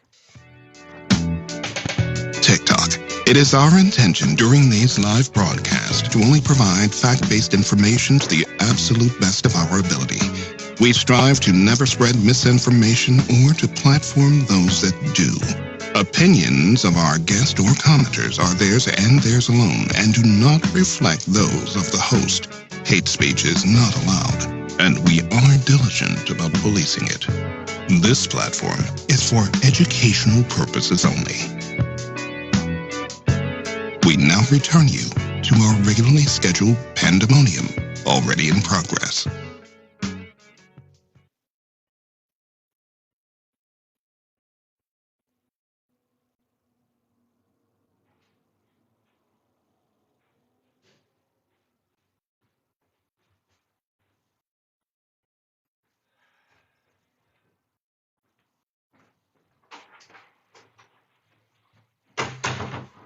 Shows closer to 65,000 actual arrests. Either way, that scale was unprecedented. In Los Angeles, local leaders condemned the raids as a crisis tearing through immigrant neighborhoods. In Chicago, after a string of civil rights complaints, DHS expanded a policy requiring ICE agents to wear body cameras during enforcement operations. These are families torn apart, Entire communities living in fear of a knock at the door. So why did millions of Latinos still vote for Trump, even knowing that? It's not like Trump said he wasn't going to do this, because immigration, while emotionally powerful, isn't the top issue for most Latino voters. Pew Research found that jobs, inflation, and housing consistently outrank immigration by wide margins. And among some Latinos, particularly US-born voters or those who migrated decades ago, resentment towards new immigrants has grown. As the conversation noted, some Latino voters are suspicious of newer waves of migrants, particularly recent asylum seekers from Venezuela, Nicaragua, and Cuba. It's the same "I did it the right way" divide that has shaped immigrant politics for generations. I think that's a really, really important point, is even people within the Hispanic Latino community criticize others within the same community, claiming that they didn't do it the right way, because they're being told that, right? They're literally like being told that from the right wing by the racist regime. It's like I don't know how to describe it. I've heard the term ladder puller. I don't like that term, but it's like why people, again, this goes to the whole point about I don't think it's that. Let me be careful how I say this. I don't think it's that necessarily people realize they are voting against their best interests. I think they feel like they're voting for something, but that vote is literally against their best interest, right? Trump's rhetoric about border control doesn't sound hateful to those who see it as a defense of fairness. That's how populism works. Democrats did not lose Latinos overnight. They lost them slowly, through complacency. For years, campaigns relied on last-minute Spanish language ads, mariachi bands, symbolic gestures rather than sustained outreach. As Representative AOC told the New York Times, "I had been frustrated for a very long time about what I perceived as a laziness around talking to the Latino community. If you throw in Spanish, then you talk about immigration like you've checked off the Latino box." The Harris campaign tried to pivot, treating Latino voters as mainstream Americans rather than a niche demographic. Their ads focused on healthcare, rent, and the cost of living. It was a smarter strategy, but it came too late. As Carlos Odio, founder of the research group Equus, put it, Latinos don't want to be invited to some separate party. They want to be at the same party as everyone else. But the problem does run deeper than just messaging. It's also structural. Democrats rarely fund Latino organizers between elections. They lack cultural fluency across diverse communities. Mexican American in El Paso, Cuban American in Miami, Puerto Rican in Orlando, Salvadorian in LA. They all vote differently, but are often lumped together. And while Republicans have spent years embedding operatives in Latino churches, sport leagues, or small business networks, Democrats show up every 4 years and expect loyalty. As Mike Madrid. It's a great point. For those niche communities, Democrats expect loyalty, but they don't earn it. Right? They don't earn it. And I think the criticism, I think there's a lot of legitimate criticism connected to how Democrat presidential campaigns are run. They are reactionary by and large. Right? They'll allow things to happen and say, "See, we told you so," instead of doing something proactively to prevent it, or to at least acknowledge that there are niche differences between the Cuban community, the Puerto Rican community, the El Salvadoran community, the Honduran community, the Venezuelan community. All have different things, all have different needs, not one large voting block. Our polling puts them together under one voting block, but just like black women and white women, different expectations for society, right? Black women see through this shit every fucking time. Democracy's in danger. Who shows up? Black women do. So it's the simple marketing message from the right was that economy. Right? They didn't talk about immigration. They just talked that's a populist message, right? We're going to talk about jobs. You need your jobs. We see it. And they're going to tell you basically the rhetoric connected to it. They're going to lean into the faith. The reason they're going to talk about transgender for everyone is because they can lean in on religiosity, if you will, for Latino communities. It was effective. It fucking worked. So the reason I wanted to play this today is because we are now in 2026, the year of the midterm. Are Democrats going to continue to approach this thing with these voting blocks as monoliths? Or are they going to be proactive? Not tokenizing, not by bringing up Latino celebrities, not by messaging at the last minute, not by running an ad on Telemundo, but understanding the needs. Similarly, with our Do Something tour, it's going out and finding what makes these communities tick. Why are they not engaged? Why are they not voting more for Democrats? Because again, I've said this a million times, I'll say it again. I look at Democrats, the Democratic Party is public transportation. It's going to get me closer to what I want. I'm willing to walk the rest of the way. So that's part of this tour. So the Do Something tour, in case you don't know, we're getting closer. A lot more pieces are being considered. Want to thank a lot of people who've reached out. More to come. I've got a couple of things that I need to update. So we'll be broadcasting this message. We do have an Instagram page. I'll put it in the link. You can follow us there. But that's part of the point. Talking to these communities, right? It's so funny. We've got people that are dying in the streets of American cities, and you're concerned about that? Bro, you're part of the problem. Anyway, speaking to these marginalized communities, right? In communities that are not monoliths. Why are we not getting more participation from Latino communities, and specifically from Cuban communities or Venezuelan communities or Honduran communities? And what were they told? And what is the reality that they're seeing now? I think you're going to see a lot from Miami-Dade and the RGV, the Rio Grande Valley in Texas, because those were relatively solid Democratic areas for a long time. Trump made inroads because of the economy, because of the populist messaging, right? I think you're going to see a big change. We see Miami elected a Democratic mayor for the first time in 20 years? Forget how long it was. Things like that are signs. But is that because Democrats have done the work? Or is it because the situation that Trump created has worked against those communities? Probably a little bit of both, but you can't rest on your laurels.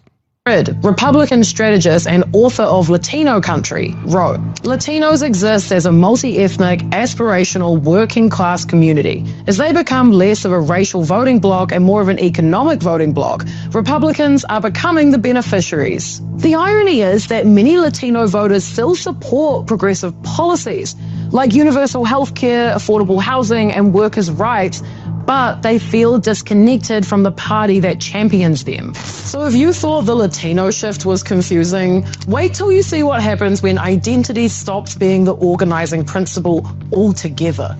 Because now we're looking at gay conservatives, a small but loud group who didn't just vote for Trump, but built entire identities around rejecting LGBTQI politics. Back in 2016, gay support for Donald Trump didn't look angry, it didn't look ideological, it didn't even look particularly conservative. It looked smug. Gay Trump voters back then weren't talking about court appointments or policy platforms. They were talking about how annoying liberals were, about being tired of being told how they were supposed to vote because of who they slept with. A 2016 Mike headline captured the mood. Meet the gay voters backing Donald Trump, the most pro-gay Republican nominee ever. Again, messaging from the 2016 election from a loud voting bloc said, meet the gay voters backing Donald Trump. In their words, the most pro-gay Republican nominee ever. Okay. In NBC Outs reporting that same year, LGBTQ plus Trump voters repeatedly emphasized they weren't voting as gay people, they were voting as individuals. And at the time, that logic didn't sound completely unhinged. Marriage equality was the law, and Trump wasn't running as a religious conservative. Compared to the evangelical right, he seemed oddly indifferent. But this wasn't just about Trump, it was about escape. Years later, research from UCLA's William Institute would show that LGB Republicans tend to share some consistent traits. They're less connected to LGBTQ plus communities, less likely to see sexual orientation as central to their identity, and less likely to feel a sense of shared political fate. Translation: if being gay hasn't cost you much, it stops feeling political. In 2016, gay conservatism wasn't about embracing the right. It was about refusing obligation. And for a moment, that refusal felt clever. What many gay conservatives are reacting to isn't necessarily policy, it's expectation. The expectation that your sexuality should be central to who you are. Your politics should flow naturally from that. Your community should be emotionally binding. Your moral language should sound a certain way. For people with low identity salience, this doesn't feel affirming, it feels more suffocating. The William Institute's findings are important here because they complicate a common assumption. LGBT Republicans don't report higher stigma or lower outness than Democrats. What differs is attachment to community, to collective struggle, to the idea that LGBTQI+ issues are personally binding. The interesting thing about that, I've heard this expression before, dinks, like double income, no kids. So there's an argument that can be made that economically, Republican economic policies and tax policies benefit people in that tax bracket. We know that. We know where tax cuts go. We know that it's disproportionately impacts positively people at the top end and negatively impacts people, everybody else. So that argument can be made to say, I'm just because I'm gay doesn't mean I don't have the same economic issues that others have. And I hear that a lot from friends of mine in the gay community. Yes, they completely say this is fucking bullshit and all these laws are being passed and they're going after our community. But yet economically, they're like, this is a struggle. I like that big tax cut. So don't want to describe a particular, like any voting bloc, right? Again, you're right, Tim. It's selfishness. Don't want to describe any voting bloc as a monolith, but it's starting to make a little bit more sense to me as to why some of these communities would vote literally, again, against their best interest, but it's more about proximity to something or selfishness, greed, right?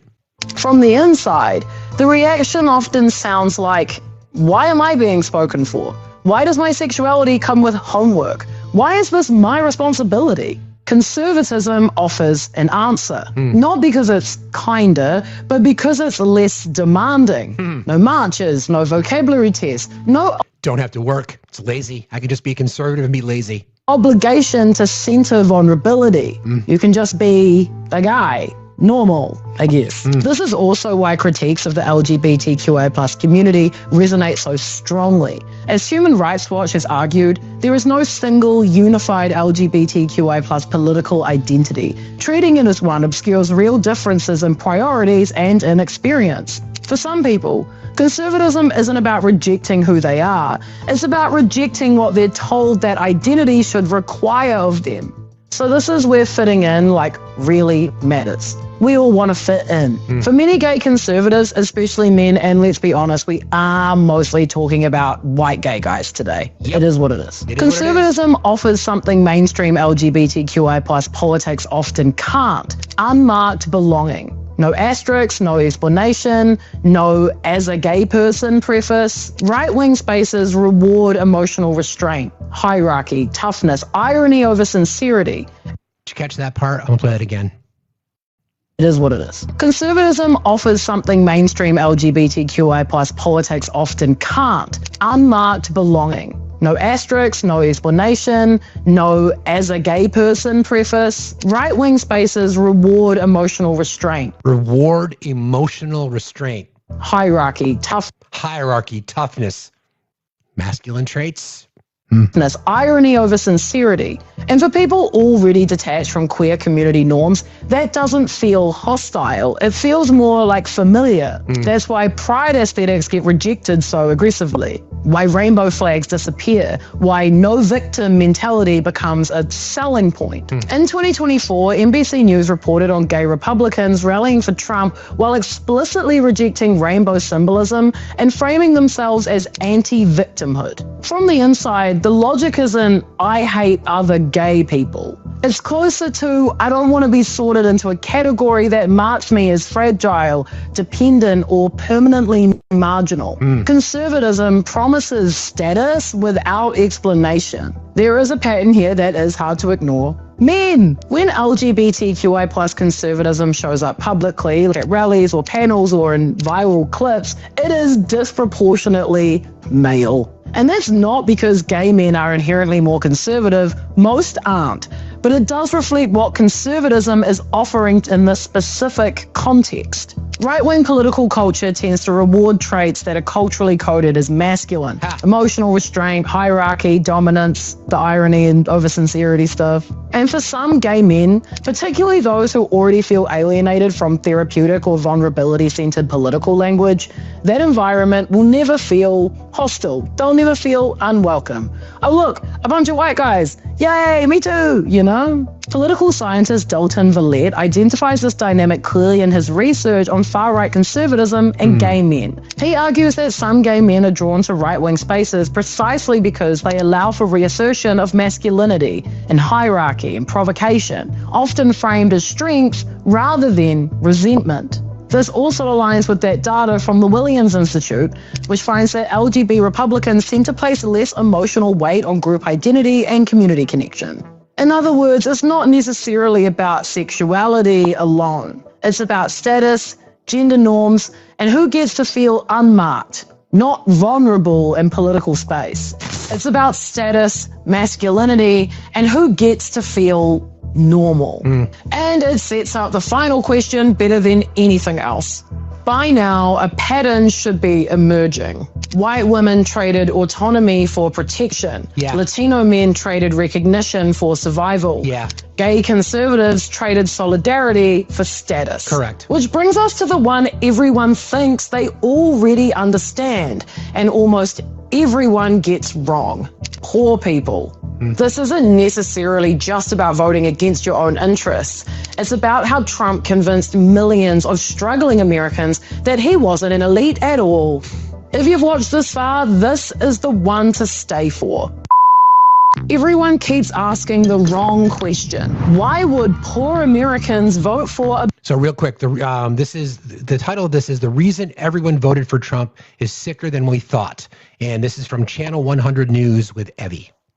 Billionaire. When you look closely at the data, the real mystery isn't why they supported him. It's how Donald Trump managed to stop looking like an elite to them at all. He turned himself into a champion of the forgotten, a man who gets it, a billionaire who somehow feels anti-elite. Poor Americans didn't vote for his wealth. They voted for the story he told them. A story about being overlooked, disrespected, and replaced, and a promise that he was the only one willing to fight for them. So the real question isn't why poor people voted for Trump, it's how he made them forget he was rich to begin with. One of the most important studies of the 2016 election by political scientist Diana Moots has a blunt title. Status Threat, Not Economic Hardship, explains the 2016... Again, the title is Status Threat, Not Economic Hardship, explains the 2016 presidential vote. Status threat. Right? Okay. Presidential vote. She found that white Christian male voters who felt their group status was slipping were more likely to switch from Obama to Trump. Oof. Figures, you know? Feeling that the American way of life is under threat strongly predicted Trump support. Negative views on immigration and trade were less about personal job loss and more about a group position and national dominance. But, you know, this wasn't about personal finances. It was about identity survival and racism. Trump wasn't selling tax cuts. He was selling reassurance that the America that they remember wasn't disappearing, or at least that he'd fight the people they blamed. To really understand rural voters, you have to talk about Catherine Kramer's work on rural consciousness. From her book, The Politics of Resentment, she finds 3 core beliefs. We work harder than city people. Cities get more resources, respect, and political power. Here's the quotes. We work hard. Again, the politics of resentment, rural consciousness in Wisconsin, and the rise of Scott Walker. It's the title of her book. And the conclusion she came to were, we work harder than city people. Cities get more resources, respect, and political power, and elites look down on people like us. Okay. Elites look down on people like us. Whether these beliefs are factually true or not doesn't actually matter. It doesn't matter. because they feel true. And nothing. Think of the people that we speak to all the time when we ask people to tell us about what Trump has done for the middle class. And there's always one common theme in their answers. It's that, well, I feel like he was going to deliver the best economy. I feel like he's doing a really good job protecting our borders. I feel like he's looking out for the middle class. People may not necessarily agree with what I'm about to say, but you cannot argue with the effectiveness of his political machine. You can't argue with it because it worked. It worked twice. Racism and bigotry and misogyny aside, but it worked. It was effective. He was able to create an emotional connection to him, even though anything he said is a complete fucking lie. Everything he said is a complete fucking lie. But it worked. It worked.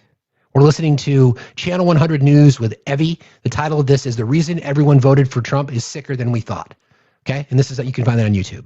Nothing fuels political loyalty like feeling understood. Trump and his team leaned into this with surgical precision. They did. He mocked elites, attacked journalists, blasted professors and experts, ridiculed political correctness, validated rural frustration. While Democrats toured rural towns with policy binders, Trump said things like, "They're laughing at you. They betrayed you. I hear you." He wasn't offering any plans. He was offering dignity. At such a cost to everyone else, though. Sorry, back to the data. I'm trying to be legit today. Communication scholar Roderick Hart has called Trump an emotional revolutionary for a reason. His power comes from how he talks, not what he says. He doesn't communicate through policy. He communicates through emotion. Anger, hurt, bravado, victimhood, dominance, humor, loyalty, resentment. This style, chaotic and simple and repetitive, feels authentic to voters who distrust polished elites. Let's call it what it is. He speaks at a very low reading level. America will no longer settle for anything less than the best. He repeats phrases endlessly. I won't say he was an older fellow, but he was an older fellow. I'm not going to say anybody didn't do well. They didn't do well. He performs anger and triumph like a professional wrestler. That's enough. Put down the mic. To urban elites and people who can read, it sounds completely unhinged. But to these rural voters, it sounds real. This is the strangest part, though. Again, one, I'll get back to that, but that's what we hear often. It's real talk. He just says things that are on his mind, and I appreciate that. It's refreshing. It's great to see someone who says, what he really means. That's why we like him so much. Once again, identify the base. He knows his base. He knows his base is not well educated. He knows it. The bulk of his base. We talk about the reading level in America. I think it's at less than 6th grade level. But if you were to remove red states, if you were to remove blue states from that study, that number is going to drop significantly. He says it in sound bites. It's why he says things the way in which he says them. That's why he repeats them so they get inside your brain, right? That's why he speaks in short sound bites. That's why when he fucking rambles. When he just fucking rambles on, people are like, we all talk that way. We all fucking ramble. Okay. I won't say he was an older fellow, but he was an older fellow. I'm not going to say anybody didn't do well. They didn't do well. He performs anger and triumph like a professional wrestler. That's enough. Put down the mic. To urban elites and people who can read, it sounds completely unhinged. But to these rural voters, it sounds real. This is the strangest part, though. Trump is an elite, but his voters don't see him as one. Why? Well, number one, elites equal cultural class, not necessarily money. To many rural Americans, elite doesn't mean rich. It means degree holders, journalists, scientists, tech workers, urban professionals, academics, and the media, bureaucrats. Trump has money, but he doesn't have their mannerisms, their language, or their values. Number two, aspirational alignment. People struggling financially often admire wealth if it feels earned or relatable. Pick me, right? Trump's flashy wealth feels like fantasy, not oppression. He's the billionaire who eats fast food and screams on TV and hates the media and sounds like your weird, crazy uncle on Facebook. He's not above you. He's what you'd be like if you won the lottery. Number 3, the protector archetype. Voters project onto Trump the role of the strong man who protects us from elites. He's not scared to call them mean names. That psychological role overrides material contradictions. Let's be honest. Race is one of the biggest forces in this story, but not necessarily in the cartoonish way we often talk about it, like they're racist. It's a bit more complicated and more revealing. For many poor rural whites, life genuinely feels hard. Factories closed, wages stagnant, addiction everywhere. Those are the people that I'm going to talk to. That group of people that she's talking about right there, that group of people, predominantly white, predominantly in rural communities, underserved communities, who have felt left behind by the system. And what Donald Trump did to a lot of those people, those that participated, was he said, I hear you. I see you. I'm one of you. Or vote for me and you can be one of me. Like, I will invite you to the club. You'll get to go to Mar-a-Lago. You'll get to go to the ballroom. You'll get to fly on a plane. You'll get to reap the harvest, so to speak.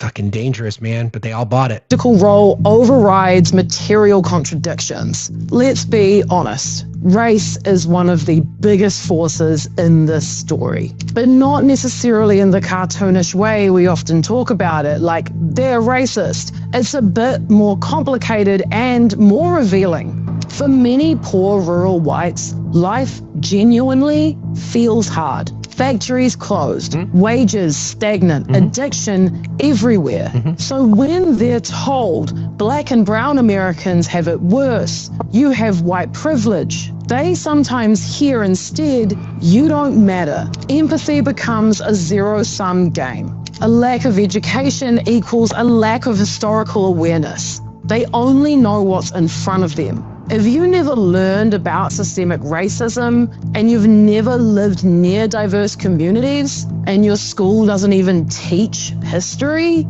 and you only ever get taught the Bible and your town has been declining for decades, then privilege feels like an insult, not a social fact. Racial isolation intensifies status threat. The most pro-Trump areas were overwhelmingly white and geographically isolated, with very, very little day-to-day contact with immigrants or any racial minorities. Authoritarianism thrives where education is low. Decades of political psychology research link lower education to higher authoritarian tendencies, a preference for stability, simplicity, order, hierarchy, a strongman protector. That is Trump's brand. If all of these stories felt connected, that's because they are. It's never been about race or gender or sexuality. It's about who feels seen, who feels protected, and who feels like the future is slipping away. If you want more stories like this. So interesting, right? I don't necessarily agree entirely with the fact that she said it's not about race. I believe it is. I think the lie is to convince people that I see you. Meanwhile, you've got Christian nationalists in your cabinet who want, a pure society, a pure white society. I think it's fascinating because, like I said before, to look at this objectively, I'll put my political science hat on because I minored in that in college.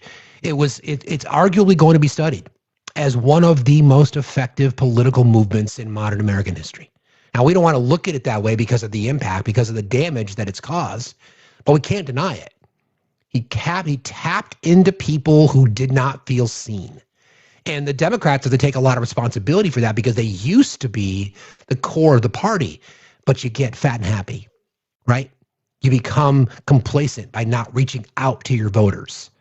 We know that there's area of the country. I mean, I think the stat that she brought up is fascinating. If you look at predominantly the large counties of which Trump won are some of the poorest counties in America, dominated by white people. Dominated. So here we are. So that's part of the issue. And this is where the cult behavior comes in, right? when you've been able to convince all these people of something that you're not, like you are an elite, you are making billions of dollars, you are lying to people, you are abusing women, you are abusing children, you are corrupt, you are a fraud, you are a convicted felon. None of that shit matters to them. It just doesn't matter. That, you know what? They're all the same, because they'll lump every single politician into the same bucket. So when we say you voted for this, yeah, well, so what? He sees me. That's a tough hill to climb, right? That is a really, really tough hill to climb. But yeah, Danielle, but you're right. But immigrants are the problem, right? So I thought that was fascinating. Again, her name is Channel 100 News with Evie. The title of the piece that I just played for you guys, the reason everyone voted for Trump is sicker than we thought. The piece about poor people, to me, that was the one that was the most fascinating. Like, we can dissect white supremacy and the patriarchy when it comes to white women. We can talk about how monoliths exist within the Latino community. We can talk about how, white gay conservative men, dinks, double income, no kids, they love the tax break. They grew up having to be in the closet. Now that they're out, they don't want to go back in so they can be included in something again. Because I support individuality. I support my power as a contributor.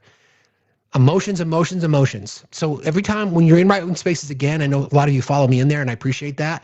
Just listen to how Trump voters respond to questions. It's always about their feelings. It's always about an emotional connectivity to this.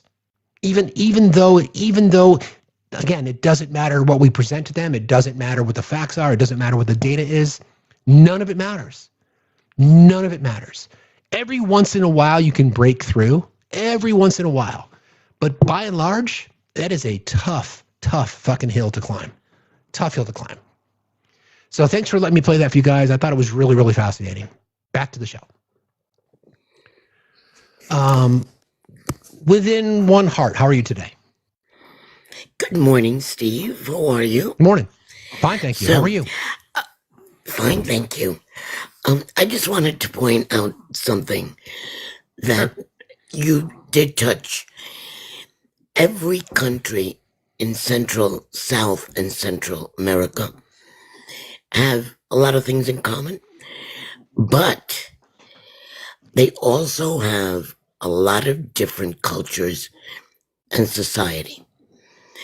So you can't lump your appeal, let's say, to Mexicans, because that may not appeal to the Caribbean Latinos, right? And that's a mistake that we have made all along. That and the fact that most Latinos, especially the older ones, are very Catholic. They don't believe in divorce. They don't believe in ABs. And you have to go to the younger ones. And they hate gays, homosexuals. They don't feel so much about the whole spectrum. But homosexual men, they really, really have a phobia about them. Okay? And you can't disregard those things. So it wasn't just about the money aspect. Yes, many white Latinos that do not look at the different races that make them up, they consider themselves white Europeans, might have been, or the economy was affecting them. But most of them just wanted to be accepted, and they felt that, you're right, Mr. T said, I'll accept you, I'll just deport the illegal ones. Yeah, the bad ones. Not realizing right. that, so thank you, Steve, sure, for bringing that No up. problem. Thanks for joining today. You. I appreciate you too. Have a good day. Be safe out there. Thanks a lot. Yeah, I mean, obviously, and I've heard this conversation when I've had friends of mine in the Latino community talk about machismo and how, you know, the true masculine approach of Hispanic men in particular, right? We can see, right? You can just look at the exit polling and we can see those trends. And again, because the margins in our country are so small, it doesn't take a lot to shift a demographic to winning an election. Right? It doesn't take a lot from 20% to 22%. That makes a big difference if it goes the other way. Similarly, right? So here we are, right? Here we are. The justification in how do I say this? There were plenty of warning signs that this was going to happen, right? We told people that was going to be this mass deportation. We told people it was not just going to be the criminals. We know for a fact that DHS is arresting U.S. citizens and rounding up people. I think it's 75%, roughly speaking, don't have a criminal record. It's just a civil infraction about crossing the border. So now people in the Hispanic community, I think we're seeing, are really like, okay, so you're starting to see shifts in votes now. People are like, all right, okay, yeah, that's not what I was told. And maybe coming home to their base, which has been moderate conservative Democrats, aka Joe Biden, which is, again, Joe Biden was popular in the Hispanic community because he's a Catholic, right? It's a Catholic. So there's a sense there. But my call to the DNC, if you're watching today, is stop being fucking lazy. Stop just saying, oh yeah, they'll eventually come around. No, what are you going to do to appeal to them? What is your 3-word slogan going to be? Are you going to run on family values? Because you can make that argument. If that's the case, then make it. Make that argument. That's what I'd like to see. I guess we'll see. See Heather. Keep tapping, friends. Real quick, let me just thank a couple people. Heather, thank you so much. Heather, thank you for your 333. I appreciate you. Also, thank to Marcina, I guess, for your $4. Thank you very, very much. Also, thank you to Michael. Really appreciate you, Steve. Every single day I see you here. I don't know how you do it. Good coffee. Thanks for saying that, though. Hi, Heather. How are you? Hi, good. Can you hear me okay? Yes, I can. Okay, I just had 2 points I wanted to make. So, the first point is after learning so much about Sasha Riley and listening to the atrocities that Trump allegedly have done to him, I really do believe that Trump gets off on hurting the American people. I believe he's a malignant narcissist who gets off on hurting the American people. I think he loves the fact that he's hurting us so much. That's what I believe. I think he knows exactly what he's doing, and I think he loves it. That's what I think. I don't disagree with that. Yeah. I don't disagree with that, because I think he likes to be the person who controls your pain level, so to speak. Absolutely. Especially with what with what Sasha Riley is alleging. Yeah, absolutely. I mean, especially as the comments are saying, I don't want to say it because of the trigger warnings, but yeah, with what he was accused of doing with animals, I completely agree. Correct. And then too, with as far as what the video you were just playing, as far as with white women and why they voted for Trump. And I'm speaking from experience because I lost my best friend because she voted for Donald Trump. And the reason why I'm no longer friends with her is because she had me to educate her about Project 2025. I educated her about that. I educated her about why Trump was bad in his first term. She knew that, Trump was a big reason why Roe v. Wade was overturned. She had me to educate her, and yet she still voted for him. So that's why, and so she chose her proximity to patriarchy and white supremacy over the fact that she knew, she had me to educate her. And so yet she still voted for him. So that's why we don't talk anymore. Mm-hmm. Yeah, I mean, there's so many things to unpack there. I really liked what we played because it touches on a lot of the things a lot of the nuances that are connected to it. I know a lot of people have lost family and friends over this, but the hope is we got to get more people to turn out to vote. That's the goal. Thanks, Heather, for being here. Appreciate you as always. Yep. Have a good day. Yep. Be And safe I'm out doing there. I'm doing the things. I'm talking to all my I talk to my coworkers. I have 2 coworkers right now. I'm focusing on to get them to vote. I said between now and November, I'm going to be driving you to the polls. I guarantee it. So that's great. Thank you for that. I appreciate you. Have a good day. Be safe out there. Of course. Thanks Of a lot. course. All right. Bye. Yeah. I mean, again, the white men component we can figure out. Obviously, we know what that is. We know it taps in on the machismo and it becomes the tough guy, the gym bro, the protein powder guy. It's all that kind of shit. That makes sense. That tracks. We've seen that forever. And then when you start to peel off the other demographics as identified in this piece, the one that really stood out to me is poor people. And that's such a weird one because the ultimate, the penultimate elite. I mean, he's got fucking gold shit in the Oval Office. He's got, his penthouse at Trump Tower is fucking gold, right? I mean, he is the epitome of elite, but he was able to convince people that it's not elite in wealth, it's elite in status, meaning that if you're educated, you're an elite. If you live in big cities, you're an elite. If you're well read, you're an elite.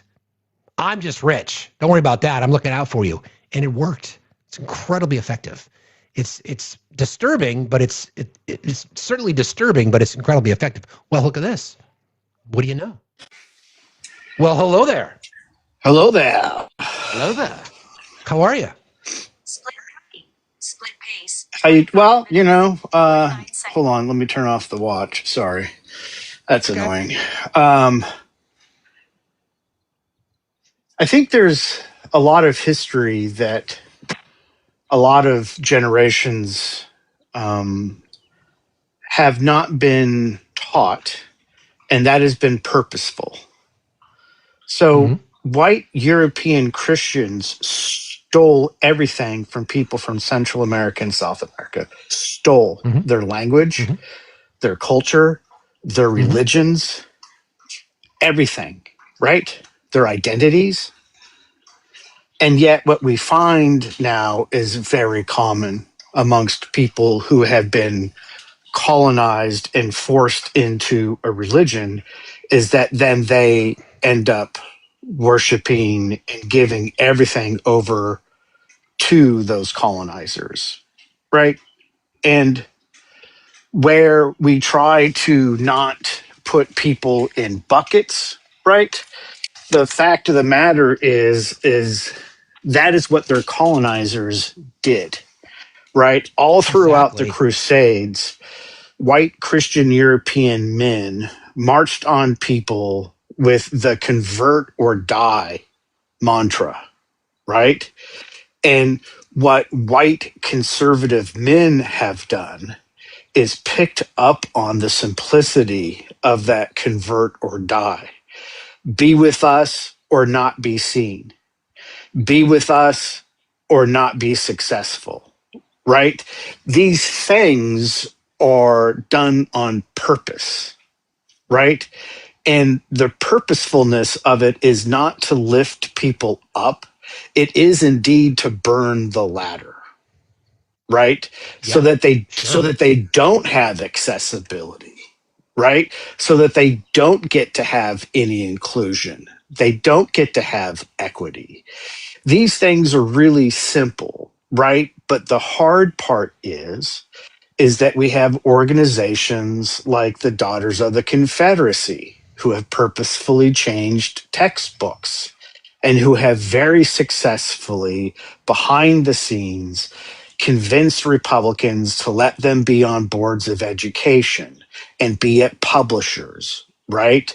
The whole reason why people in the South think the South will rise again is because of the Daughters of the Confederacy, because of the campaign that they waged to save pride, right? it's not about saving what your family did or your family didn't, because what we forget is that the South seceded first. And the reason that they did is they wanted to be able to enslave people for free labor. Republicans, which are modern day Southern secessionists, don't want labor unions, don't want education, don't want trades to be able to advance trade schools. How do I know this is true? Ever since 1979, the Republican Party has stripped from public schools any type of trade training. There used to be a whole host of schools across the United States that taught people how to be electricians, carpenters, plumbers, and mechanics. But the problem was those people ended up getting good union jobs, and they ended up making money, and they ended up becoming landowners, real estate holders, people with money in the bank, people that didn't need to be a part of the white secessionist movement because the Union gave them a brotherhood and a sisterhood that protected them in ways the Republican Southern Party never could or would imagine. This is the problem. So true. I like the fact that people think I'm an elite. I'm proud of that. Go ahead, call me an elite. And then I asked them this question. I gave 8 years in uniform. How many did you give? So you support the troops, but you don't support me because I joined the military so that I could go to college, so that I could go to grad school.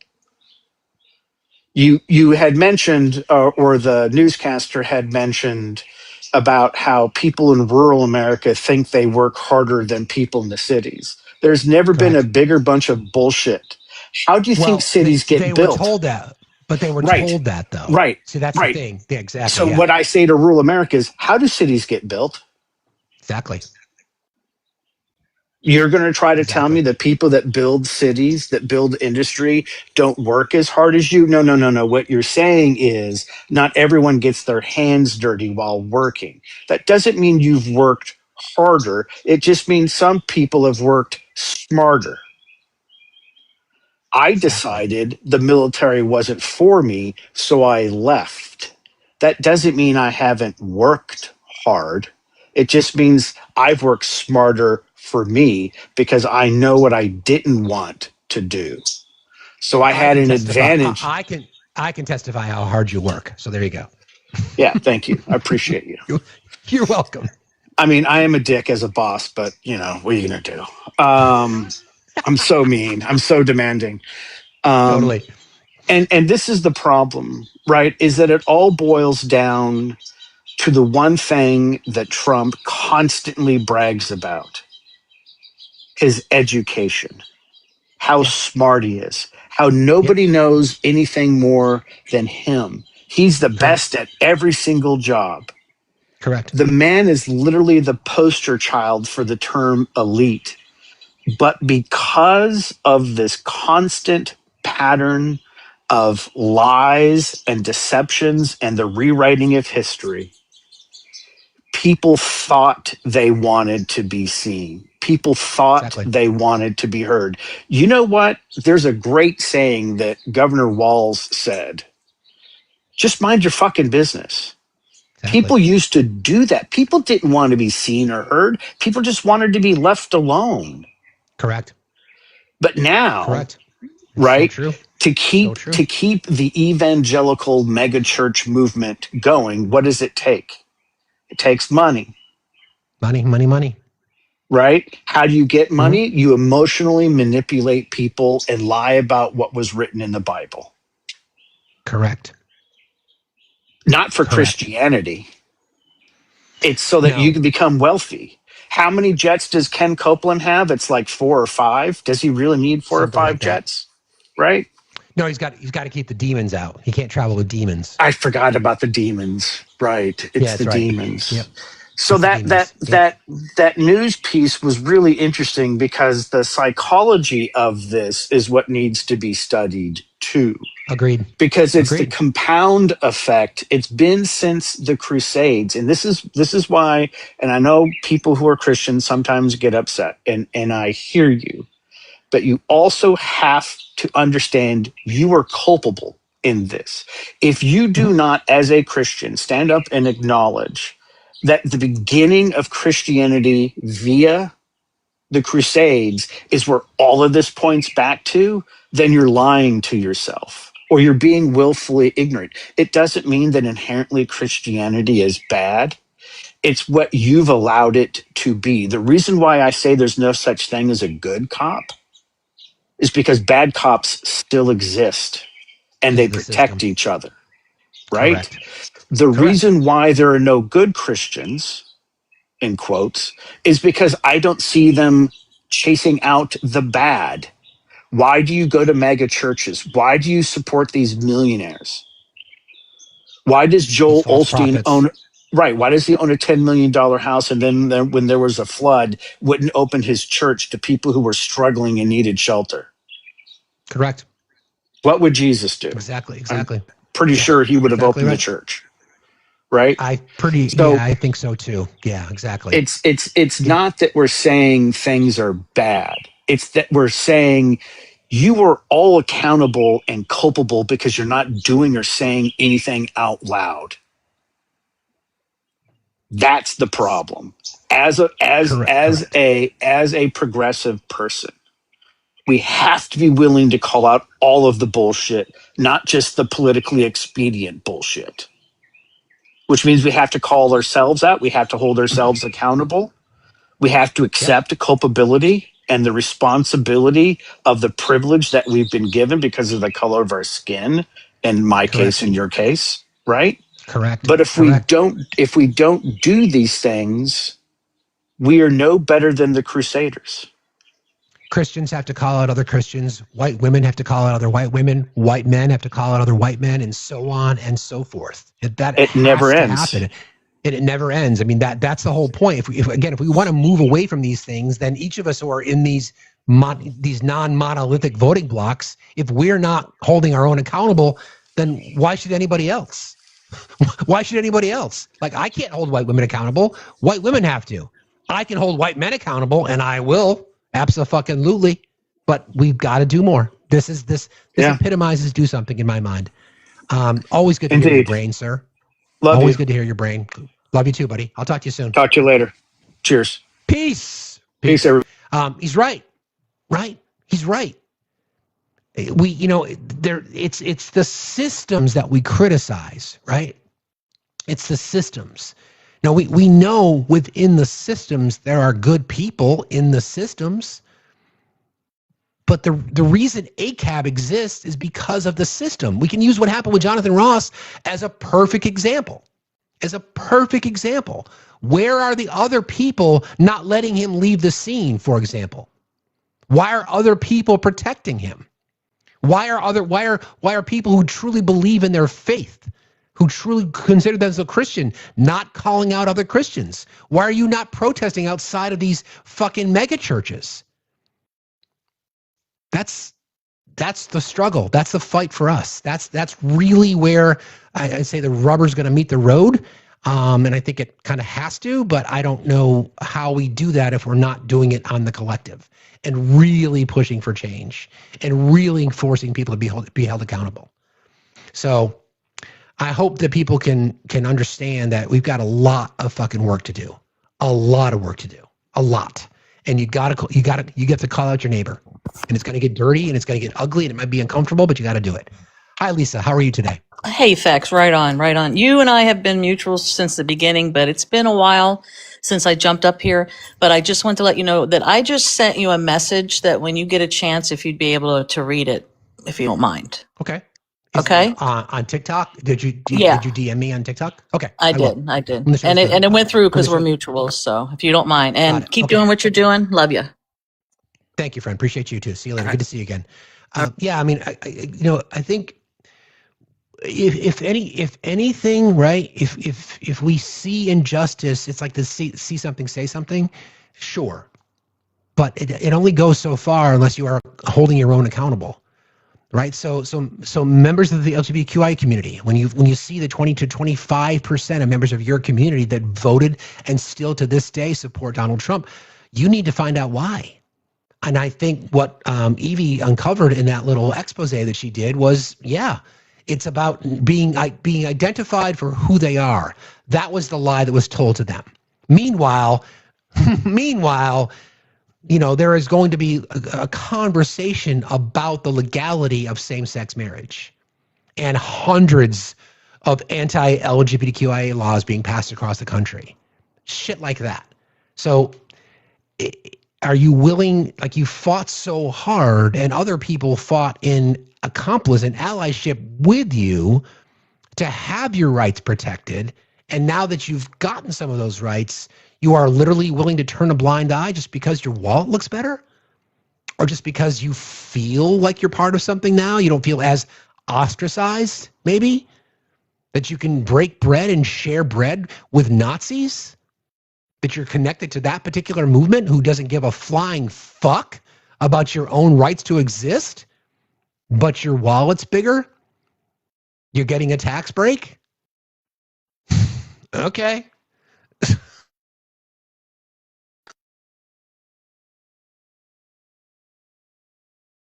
Frankly, but that's what many people have signed up for.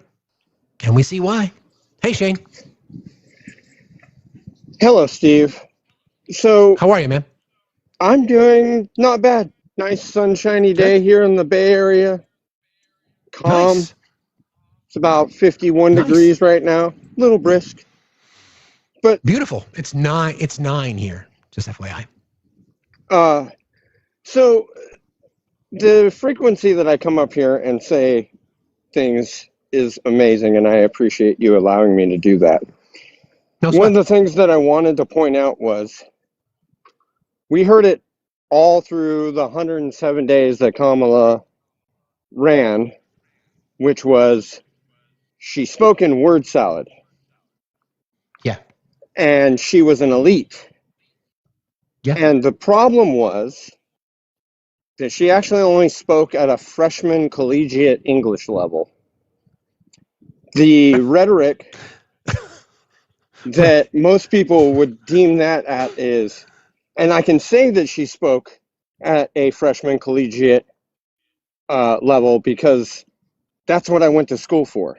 Even though I'm a union journeyman welder, have been for years, my college education is in English literature. Oh, there you go.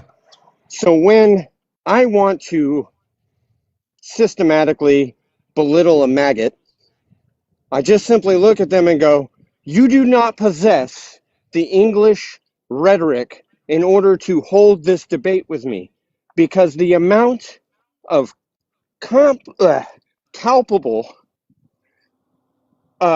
cognitive necessary thought to have it, you do not possess. And it amazes me because the DNC had a chance. They allowed Kamala Harris to code switch. But in her interviews and her debates, where they were heavily coached, and you could tell they were coached, they told her what to say, and she stuck to it.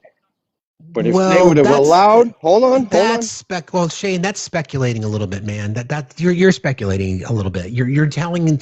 I don't agree with that. No, I'm sorry, but no. That you're speculating. You're not there. You weren't in part of those conversations. You can make an assumption.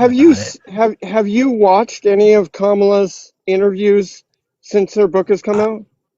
I have, but Shane, you're speculating right now, right? We're critical she of the right. She openly admitted it that in the 60 Minutes interview, she answered the questions based on what she was suggested to say. Shane, we're talking about messaging, though, right? We're not talking about like I don't like the word.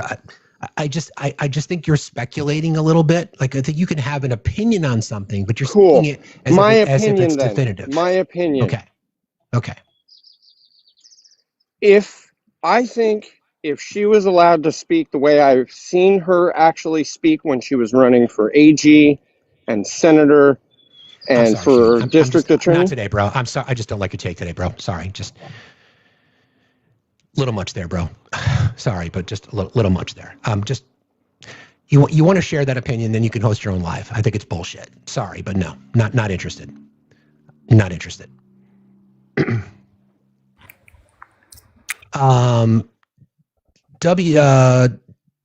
Jojo, how are you? I'm good. How are you, Steve? Fine, thank you. What's on your mind? Well, that was a great piece that you played for us. I wish I would have recorded it because I'd love to re-listen to it. It had so much factual information, so many statistics. I hope I can go find her so I can hear it again. So well, the replay, you can go to my YouTube channel if you want to, or you can, because the lives are always replayed there if you want. So if you haven't subscribed to my channel on YouTube, you can go there and you can watch it again if necessary. Okay, I think I have subscribed to you, but I don't go onto YouTube to listen to anybody yet because I'm partial to TikTok. But understood. My earlier point was going to be about women and women's roles, and I know we got so far off of that into so much deeper, excellent topic because of that piece you played. I just want to say that women in general, though, and I experienced this in my own life with my own female friends since college and through adulthood, about even the ones that are educated, not just the uneducated conservatives, even they are looking to preserve their status. That's what they tell you in private conversation. They absolutely will bow down to their husbands and do what they prefer. Let's just use that word. And that goes for the political choices they make over their own opinions and their own educated experiences. Some of these women are career women because they want what they have, as you said, close proximity to the male privilege. And that goes across all the cultures, not just white women I know, that they still look at the self-esteem that they attach and the validity they attach to themselves by being married to a man at all. That period. And that is part of our culture to make women think that's where their value is, even when they've got their own value.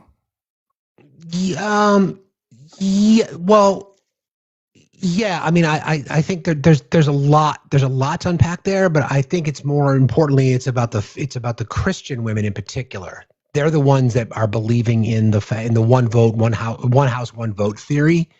So I think I agree with partly what you said.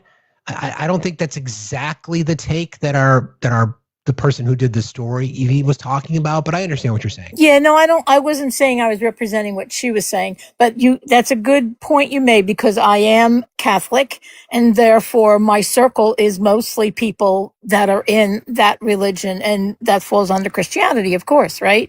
Yeah, so those are the women that I'm dealing with, and the women that are in other cultures happen to also be Catholics. I live on the East Coast in a diverse area, and we have a lot of people from different Latino backgrounds, and they also are mostly Christians of the Catholic faith.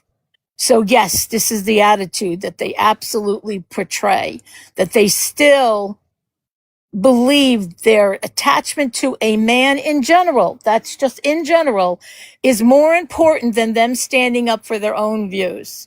They also give validity to the idea that because they are married, they are better than women that are either divorced or not married or just don't have a man. And that's among women. When you're in private conversation, they will tell you, I don't know about the women in the chat, but I know a lot of women whose husbands I have never liked, not from the first day I met them, not when they were dating them, before they even married them. And some of them wound up divorcing them after the fact, even with warnings that were given, and others have stayed with them for their own benefits. So this is a problem in our society. Got to call out other white women. Thanks for jumping in today, friend. I appreciate you being here. Thanks a lot. Thanks Have a for good letting day. me Be safe out there. Yeah, I mean, again, there's nuances to these conversations, right? Obviously, I can't speak on behalf of women in America. I can only speak on behalf of white men. And we know what the votes tell us. We have enough data, right? But a lot of it is connected to religiosity. A lot of it is connected to a condition, thus the patriarchy, because that's what religion is. It's all about the patriarchy. We know that, right? So the push has to come from people who want to change the next generation. Now, we've seen that the church attendance is down across the board, which I think is indicative, right, of what's necessary, quite frankly. But more importantly, it's like, how then do we continue to be aware that young men are being red-pilled, thus becoming more conservative? Young women, although also being red-pilled, not as much, as women age, are becoming more and more liberal, right? So you're going to see this just natural divide based on politics, right? It's addressing the situation that the system has created. So single white female, right? People saying single by choice. I don't get it. I mean, I get it. I should say I do get it. I understand. Question is why? The bear wins again. We see it every single day. we literally see it every single day. So, yeah, whether it's 4B movement or other things. Sub, how are you today? I'm pretty good. How are you? Fine, thank you. What's on your mind? I've been listening to your conversation, and I'm coming at it from I'm a little older than you guys. I'm 70. I was born in 55. And I've seen this whole thing happen since I was a child. I mean, just very briefly, grew up in North Carolina. My father was in the Marines. Fortunately, he was a Marine that believed everybody was equal. And, he taught us, all three of his sons, to act like that. But the reason I'm saying this, I've seen a lot of stuff on TikTok lately saying the stuff that happened in the 60s never happened. They're saying there weren't colored fountains, there weren't segregated movie theaters. Let's not use that word. I'm sorry. That's what they were called back then, but that was segregated. Everything was segregated. Correct. Absolutely segregated. So I'd like to see people quit with that fallacy. But where this started, and I'm a college educated person. I was in the military as well. But where this started, in my opinion, was around 1968, 69, when in the South, all of the schools people started to pull their kids out of public schools because they were becoming integrated, and they moved them into private schools. And they called them Christian schools because they knew at a Christian school you could not determine the curriculum. They had a lot of leeway on the curriculum. And I saw it happen in my own city. I grew up near Raleigh. I saw it happen all over North Carolina, all over the South. And that has progressed. And I've got one right across, I live in Florida now. I've got one right across the street from me, a great big academy. And they're teaching totally different. They don't teach science the way that the high schools teach it. They teach their own curriculum. And it's I really think that's where people are getting, as you said, red-pilled. I think that's where it's happening. And it's been going on since the 70s. What are your thoughts? I mean, no, I think it's, well, in different forms. I wouldn't call it red pilling back then, but it's the same approach. It's about going after easily manipulated individuals, appealing to the worst common denominator in humans, which is racism and bigotry and is homophobia, et cetera, all these kinds of things. There's an appeal, there's a draw to it. And to me, the biggest perpetrators all along has been the church, quite frankly. But thanks for jumping in today. I appreciate you being here. Thanks a lot. Have a good day. Be safe out there. Yeah, I mean, Turning Point's capitalizing on it now. Other groups are capitalizing on it now. It's not going to end unless we end it, right? And this is where I talk about how we become entitled and lazy as Americans. Right? We just sit back and we let this shit happen, right? We let it happen. I mean, we are all to blame of Donald Trump getting elected twice. We're to blame. Okay? We are to blame. And we know what we are up against. We know we are up against people who are literally just denying the obvious, right? The same group of people that says that we care about children don't give a fuck. They care about women. Riley Gaines and her fucking bullshit last week before the Supreme Court about men and women's sports. Fuck that. Give me a fucking break. What's it, 0.001% of the fucking population of the entire country? And then you break that down by athletes. And yet here you are protecting fucking predators. This administration is literally protecting people who've committed crimes, the worst crimes imaginable against children. And because their voters were sold a bill of goods that Trump is our champion, they'll accept all of it. The red pilling is going to get worse. Back to the elections, we let it happen because people got entitled. People got lazy. White men were not calling out other white men. White women were not calling out other white women, et cetera, et cetera, et cetera, et cetera. How do we fix it? How? How do we fix it? We fix it by not shutting up, by going to protests, by demanding change, by holding more people accountable, by holding ourselves accountable, by doing something, by literally doing something, anything other than nothing. And unless that happens, we're not going to be able to fix it, period. So I encourage people to really start to look at the communities that they swim in. And are you going to places where locker room talk has always been acceptable? And you've witnessed it, but you've never said anything about it because you don't want to, rustle feathers? I mean, people are being murdered in cold blood on the streets of American cities by federal agents with masks. And you're concerned that you might rustle some feathers at the golf course? Or white women going to, a group of people, and it could be an event that you've done together, and one of your white friends says something that's ridiculous and should not have ever said, and you don't want to lose them as a friend? I say fuck that. I say fuck that. If it's not us, who? If it's not now, when? You can find new merch in the merch store. We also got new merch with Women Don't Know You Shit. Now be a great time to go to the merch store and pick some of that stuff up. I want to thank everybody for joining today. Really, really appreciate you all. I don't know, who's live currently, but please go out and support your local independent journalists, please.